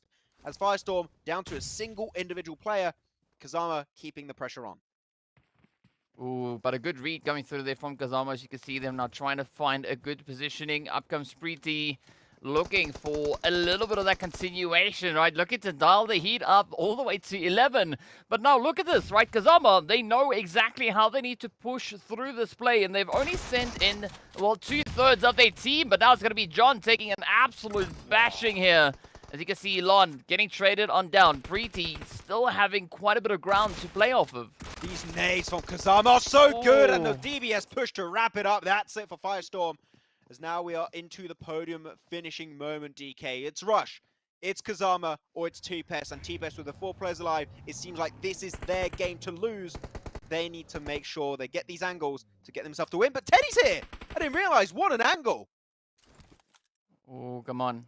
Teddy, this could be absolutely phenomenal, right? This could be exactly that game-changing play. what? And Teddy now striking while the iron is hot, prepping for yet another play. But this is where Kazama now needs to be so proactive. They need to jump in onto what TPS here. Oh, yes, some smokes too. Could put a smoke in a different position to just kind of ruin it for TPS, ruin the information game. They still have 8 eliminations, but now it's up in the air. It's a 3v3 position, and Teddy's angle is a game-winning play. Lawless is going to get picked away. It's down to 2 for TPS, and they're just putting the pressure on. Nobody escapes from TPS. Nobody escapes the gaze of Kazama. The nades are coming on through, and now TPS getting overwhelmed, and Kazama going for the play, going for the win, and secure themselves the 4th and final chicken dinner of day 2 of the last chance. Well, you got to give it to Kazama there. They just absolutely clutched up on that one. No surprise, though, because, you know, they were in very familiar territory there. But again, well, so far Teams Max, then I'm 2 for 2. Yeah, man, we see 2 game steals in a row. We had a previous one with God's Ultimate, And now we have this finish here where Kazama just steal it away thanks to Teddy. I didn't even realize on the map he was going for that position. That was just so 10,000 IQ. And he just waited out too. He didn't take the shot instantly, DK. That was so important. He waited for TPS to get involved in the fight so that when he gets that initial knock, they're just completely disoriented and have no idea what to do. And then they turn the heat back in their favor. And as you can see here, not only get the win, but get 10 eliminations to back it up too. Now, this is the Kazama you love to see. I mean, it's absolutely phenomenal. So first up, it was Rogo coming through on Sanok. Now, as you said, it was Teddy playing in that absolutely essential position. But of course, you got to give it up to TPS and Rush Team, right? Both coming through with their 8 eliminations, a very aggressive approach. And God's Ultimate, I like the shift in their performances. I mean, Sanok looking really great for them. Now coming over in towards the Wrangle. It is just such a phenomenal growth that they've been able to show here today. Yeah, still not quite able to see the Rush Team win. Don't think I jinxed it. They got podium finish. I don't think it's that bad a curse, but we'll take it as onto the lower side. Akomi, Epsilon, Imperial's family, Team Alpi, and Vengeance will be on the second half of these leaderboards. And a lot of 0-pointers here for Imperial's family. Akomi, Brave, and Epsilon Axe. Feels bad, man, for those guys. But it's not over. We're still going to have 4 more matches tomorrow, so you definitely don't want to miss out on those. Let's go through some cheeky replays. And we got to keep in mind, Kazama lost the player earlier, as you saw right there. They were down to 3 for the longest time. Just like Rush, that spawned in as 3. So you cannot underestimate 3-man teams. They still have what it takes to go the entire way. I guess at the end of the day, it's all down to positioning and how you can control that positioning, right? Whether or not you can optimize when you choose to strike. Because looking at what Kazama did, right? They went for that center setup, they held the angles, and they only chose the fights that they knew that they could follow through on. Yeah, though Chomi going for this compound pretty obviously wasn't going to quite work out because you're making your cars very open to damage and you just can't rotate afterwards. They were forced in a fight versus God's Ultimate, but even if they win that fight, what do you do after? Unfortunately, there's not quite much for you to do in that aspect. Rush Team sure and get himself the win, but as always, DK, getting a ton of eliminations. It's the Rush special unfolding once more. Yeah, no surprise, but I mean, I was actually quite taken aback by looking at how Preeti was able to get that final blow. I mean, not exactly the kind of a turnaround that we were hoping to see come through from Firestorm, but, you know, you got to take it for what it is, and still they were able to secure themselves a few additional placement points alongside their finish. Yeah, exactly. I mean, those few little extra points might be the difference between you being at the top of the tables and you not qualifying into the grand finals. So it's really, really important. Though we're going to take a look now at the overall rankings to see how teams are positioned after now 2 days of play, 8 matches played total, and Rush Team right on the money here, TK, with 80 points, 10 points average per match. Those 53 eliminations are ludicrous in comparison to the other squads in this lobby. Yeah, but that's exactly the kind of approach that, you know, we are kind of expecting to see come through from Rush, as you said, right? They just keep on capitalizing on the carnage, the aggression. But I think the good trade that we've had here is that the top 3 has essentially stayed exactly the same, right? Rush, Kazama, Big Baby, and still only 5 points separating these 3 teams. But also then looking at 4th and 5th place, I mean, TPS and Alpi essentially just trading places as opposed to where they started the day. Yeah, God's Ultimate, though, had also won a big step up today in the position on the rankings. I think they won the second half of the rankings, if I'm not mistaken, and now actually able to get himself in a spot where they could hold their own, and if they maintain it tomorrow, they could make it into the grand finals of 2023 PMCO Europe. But what a day! 2 amazing last matches to finish it off, stolen away by God's Ultimate, and then as we saw just here, by the side of Kazama. So we had a great day here, GK? GK! I'm just kidding. No, yes. DK, it was a good day. Speaking about a good day, of course, we'd love to hear what your thoughts are on what we've been seeing come through on the battlefield today and yesterday. So be sure to hit us up on social media. Of course, all the links down below. So join the conversation. Be sure to include the hashtag PMCO.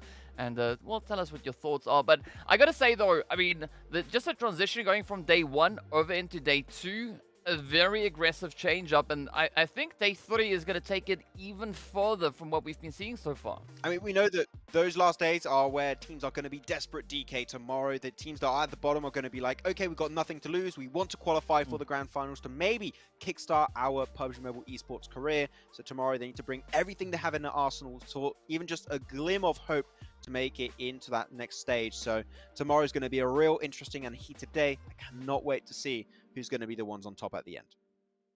Well, it's going to be hot, it's going to be heated, and there's, of course, only one way for us to get into that, right? We're going to have to wrap up today and then wait in anticipation to see what tomorrow's 4 games will bring. So I think on that one, of course, we are going to be ending the show right here. So a big thank you to everyone that has joined in. Of course, the players, you guys are absolutely fantastic. But on that, of course, well, stay fresh, stay frosty, and we'll see you all back later.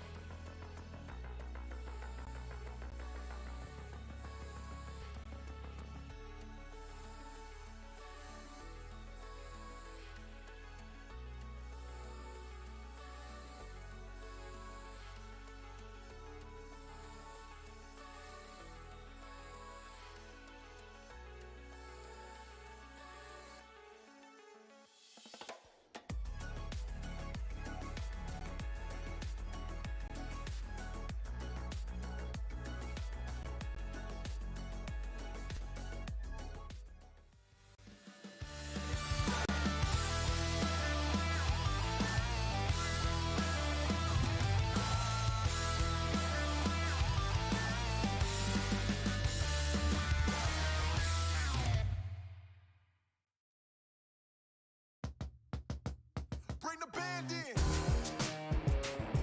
Woo. Well, all right. Yeah, they want me to fit in, but I can't.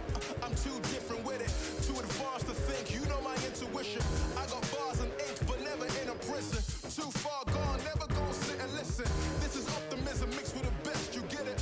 What you're seeing is a beast in the flesh. I'm vetted up. I don't need to try to speak for the rest. Always keep it abrupt. They wanna keep it a mess, you know. This is what you get when you're sitting as a vet. But everybody know that you're a threat. With the rest, let's go. We won't fit in your box. We don't quit, we won't stop. Ride us all to the top. We won't fit in your, we won't fit in your, we won't fit in your box. No, we don't quit, we won't stop. No, ride us all to the top. Whoa. We won't fit in your box. No.